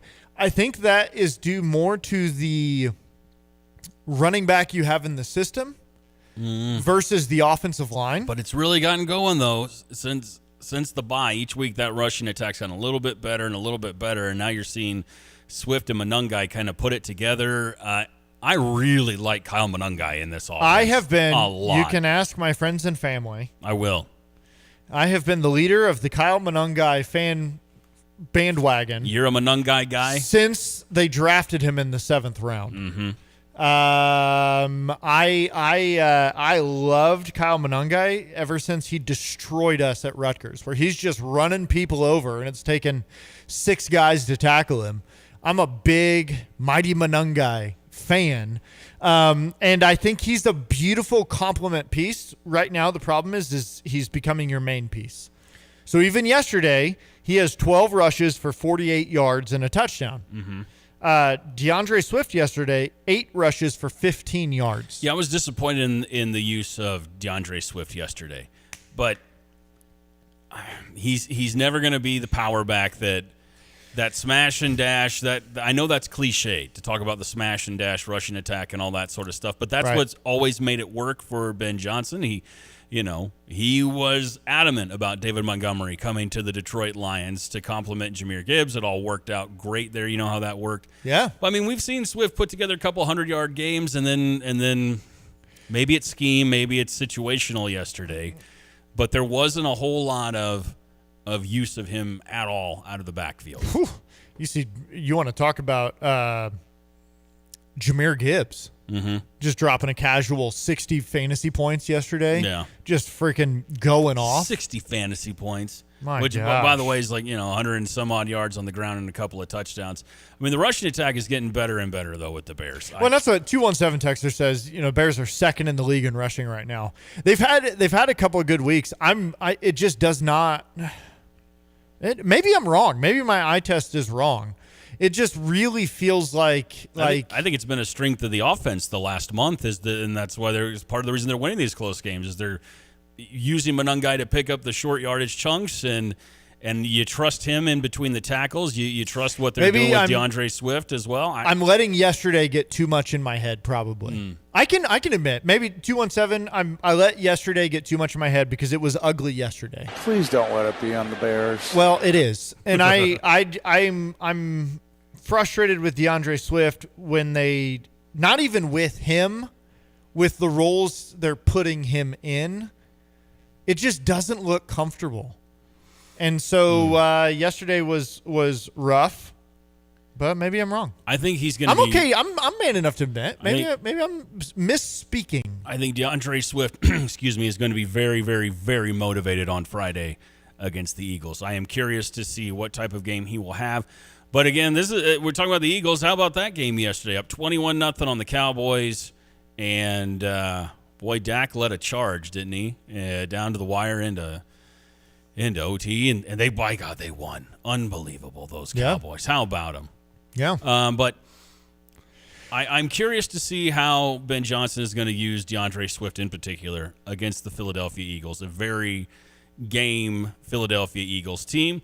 Especially, you talk about the performance of the O-line. The front four of Philly is going to be the best that this Bears team has seen all year long. And don't be paranoid because Jalen Carter is going to be playing, and that's a guy you passed on, right? Don't worry about that. Don't freak out too much because Drew Dahlman's going to take care of him, my friend. Well, all Drew Dahlman's got to do is talk a little trash on the first play. That's a good point, and he'll spit on him. Is that Just what you think? hopefully that's our tactic this weekend.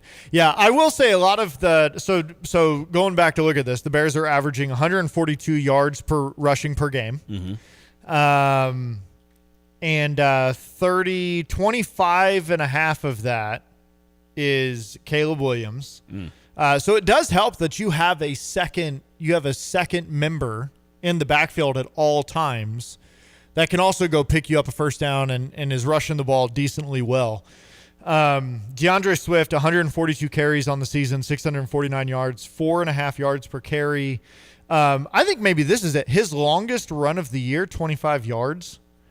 And that is more of an anomaly than it is consistent with him. Well, it's been since the bye week where they've started to really clean up some penalties. There was a lot of penalties yesterday, though, but it's been since the bye week they were trying to really clean up the penalties on the offensive line, the pre-snap penalties, and get the run game going, and they have since then.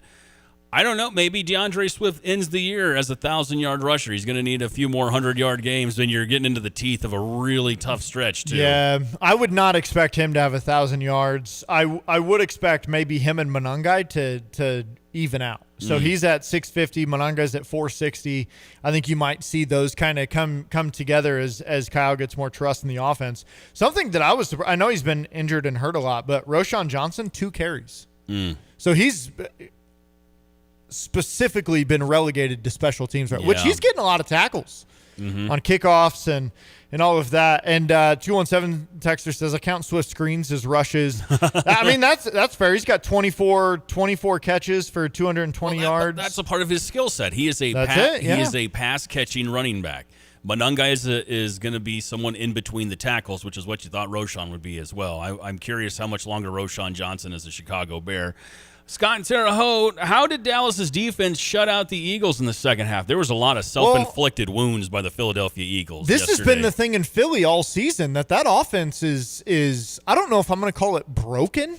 No, I wouldn't call it broken. But there's something disconnected with it. I mean, the drama between A.J. Brown and Jalen Hurts and the rest of the Eagles offense and not getting any targets, and you really look, they go into Green Bay and they score 10 points. This Eagles offense has not been clicking in the way that they have in the past. And so, but I think that says way more about the Eagles offense than it does about the Dallas defense, because Dallas defensively is not good. Well, they made a couple of trades here and there to make up for getting rid of Micah Parsons. But here's what I will tell you. Okay. Here's what I will tell you in regards to Black Friday, Bears versus Eagles. In years past, I would go, yeah, the Eagles have had a lot of problems here and there. There's some drama, but they're playing the Bears, so they'll get right. But it's not the same old Bears anymore, my friend. Even with their 2 remaining linebackers on the team. But I saw an ESPN article the other day, and it was, to click on it, and the headline was, how do you fix the Eagles offense?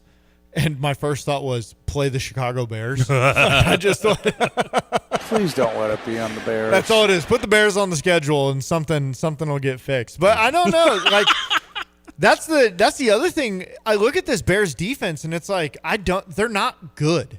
Like, they're not a good defense. Montez Sweat gets better. So many injuries. Oh, it's super injury plagued. It's unbelievable. But they get the most.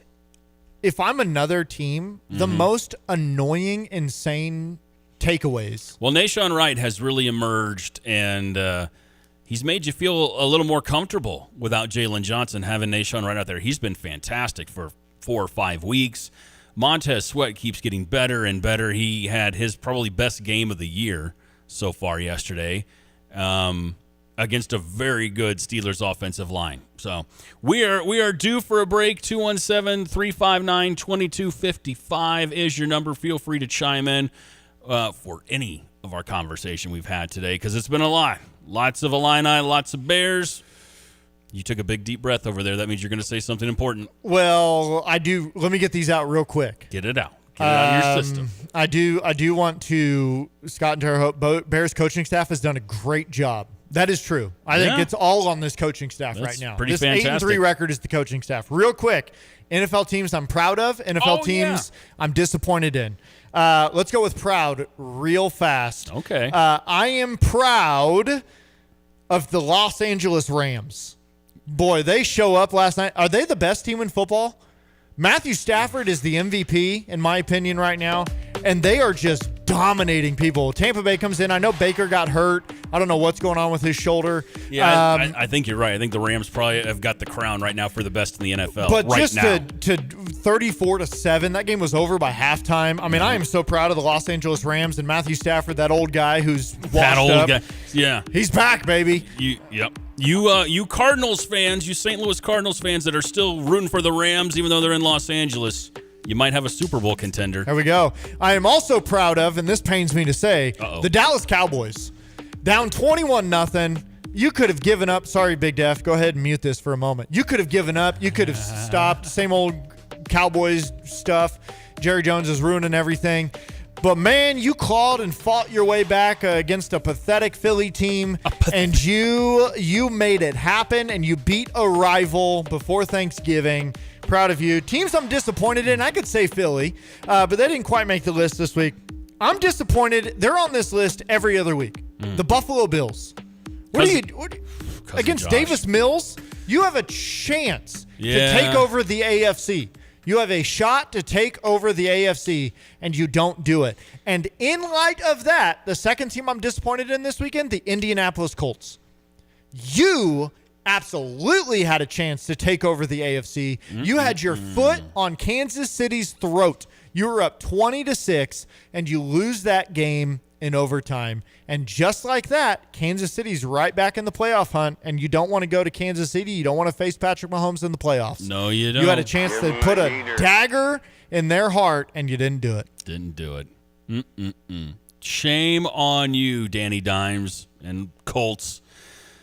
That was very disappointing for them to be up 20-9, and then Kansas City does what they always do. All right, time for a break. We come back, more sports talk, because that's what we do here. We talk about sports. The Rams are better than the Patriots. Okay. I don't know where that came from. Let's pray on the text line. That's what next on the drive. Champaign Center Partnership and Manalakas Financial present the Parade of Lights on Saturday, November 29th. Ho, ho, ho. With 25 years of holiday cheers, music acts are locking in now to perform in the new Festival Plaza. Plus, the tree lighting ceremony with a countdown from Santa after the parade gets us launched into the holiday season in style. Ho, ho, ho. Get signed up now and save or be a sponsor as you visit ChampaignCenter.com. Experience the music and magic this holiday season of Champaign-Urbana Ballet's The Nutcracker, December 4th through the 7th. Presented in partnership with Krannert Center for the Performing Arts, Area-Wide Technologies, the Bill Bass Foundation, Stone Ridge Dairy, Two Men and a Truck, and Champaign Ballet Academy. Tickets at the Krannert Center box office or cuballet.com. A delightful tradition for the entire family. Champaign-Urbana Ballet's The Nutcracker. Football season has kicked in, and you can bet like a pro with the world's largest sports book at your fingertips.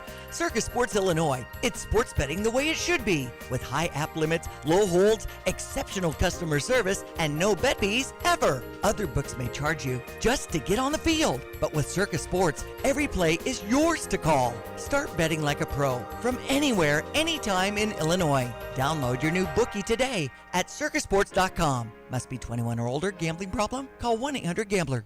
Take charge of the years ahead with a smart, sound investment strategy and business succession plan. Busey Bank's business and wealth management experts help you envision your best future with powerful insights and proven strategies. Building business and growing wealth since 1868. Busey Bank, proud to be the official bank of the Fighting Illini. Member FDIC. The fastest lawnmowers, Dixie Chopper dedicated diesel, might have a couple left, not many. There's not very many. They're going for awesome prices. If somebody wants to make an offer on one, we're more than happy to entertain it, and if it's in the ballpark, we'll get it worked out. Wow, that's amazing. I know somebody heard us talking and went in last week or two and was excited because of the deal he got. Yeah, about 2 weeks ago, and then they picked it up, I believe, last week, and everything is good. Andy, it was a little bit dirty. It was actually one of the low-hour trades that we had, and Andy would not let that thing go out dirty, so he made them wait a couple of days so he could get it cleaned up and washed up good. So. Well, somebody got a deal. I know that. There are deals to be had at Dedicated Diesel, Dixie Chopper. How would they reach you on the driving side and anything about the Dixie Chopper? They call Andy, I think. Yep, they can call Andy at 217-328-0562. Have a good one. Tim Onstadt. Tim Onstadt, Gale Ferrex Trucking, and Dedicated Diesel. Hey, Illini fans. Fall is in the air, leaves are turning, and it's tailgate time. Bring on the Jets Pizza and Wings. Get a one-topping large Jets Pizza, code LJETS for just $16.99, and then wing it. Add an order of Jets Wings for just $6. Use code WINGIT. Be the hit of your tailgate party and wing it. It's not just pizza, it's Jets Pizza. Pia's Sports Bar and Grill has your NFL ticket with up to 6 live games in each of the time slots, plus $5 crown drinks, $4 Miller Lite 22-ounce drafts, and 16-ounce cans. Make plans on Black Friday, November 28th, to take a break from shopping local to watch the 2 p.m. Bears-Eagles game with a chance to win Bears tickets, koozies, or a jersey. There's also great specials and prizes with the Illini football team away games. So watch with fellow fans at Pia's, 1609 West Springfield Avenue. The Drive with Curtis Allen and Evan Stone on ESPN 93.5. Oh, it's been a good one today, sir. ESPN Radio 93.5. It is The Drive. Shout out to Jay Lehman, an extra fired up Jay Lehman today. If you missed any of our talk with Jay, that is on the way in just a few. Also, we talked plenty of Illini hoops today. We talked some Bears. What else have we talked about? What was the movie we were talking about earlier with Jay? Do you remember? That was way too long ago. Yeah, well, we'll remind ourselves here in a minute. That's Planes, Trains, and Automobiles. That's a good Thanksgiving movie. Which reminds me, sir, you mentioned that. You mentioned Planes, Trains, and Automobiles. You mentioned Thanksgiving. Tomorrow's Tuesday. Yep. That means we got to do another draft, a pre-holiday draft, sir. Okay, well, Tuesday draft action tomorrow. Tuesday draft action. We're all knotted up at 2. Now, I figure I'm going to not get too crazy with this, okay? I was thinking, well, could I throw Evan a curveball or two? We'll get to that in a second. But now we'll keep this pretty simple. We'll keep it seasonal. It's your week to choose. Yeah, so I'm going to go Thanksgiving side dishes. I know you do not like turkey for reasons that only make sense to you. Well, that's not a side dish. So that's what I'm saying. Oh, okay. We're focusing on the side dishes because I know if it included, like, what's the best food at Thanksgiving? I could just take turkey and win, but we're going to take that off the menu. Think you would. It's off the menu. So we're going to do tomorrow. Kyle Toss join us from Illini Inquirer to talk Illini hoops. We'll talk turkey with him, and then you and I, sir, will have our Tuesday draft Thanksgiving side dishes. Okay. I think if you took turkey, I think you'd be surprised how many people would be like, man, do I really? You said that about Hulk Hogan in the wrestling draft. You were like, Hulk Hogan did not win you that draft. You're right, he didn't. But the fact that I was right in that. Took him as late as I could have, that really helped. I think. I think. You know what?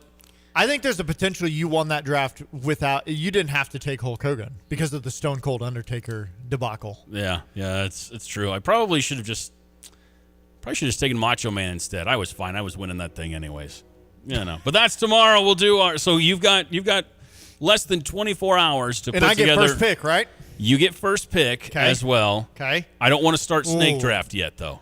I don't want to start snake draft. We're gonna do snake draft after the holidays. Mm-hmm.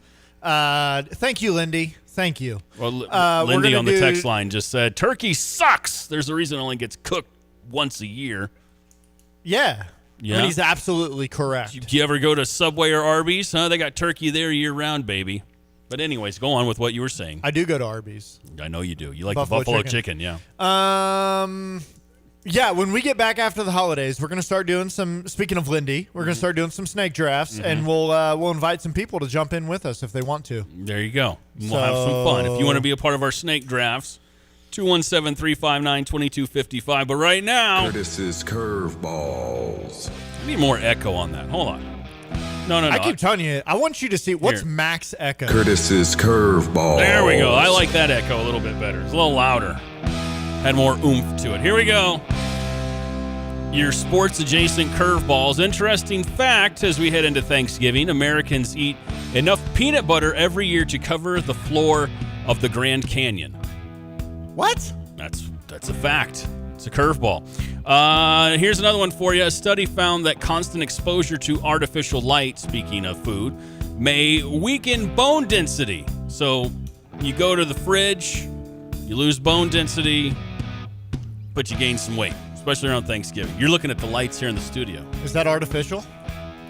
It's electric. I don't know if it's artificial, though. What counts as artificial light? I guess it is. I guess sunlight's that's the only real light I can think of that's like non-electrical. All right, we should probably stop now. No, that's why I was a communications major. Here's 4 things you didn't know yesterday, Evan Stone. Tablecloths were originally meant to be served as towels with which dinner guests could wipe their hands after eating. Did not know that. When a glass breaks, the cracks move faster than 3,000 miles per hour.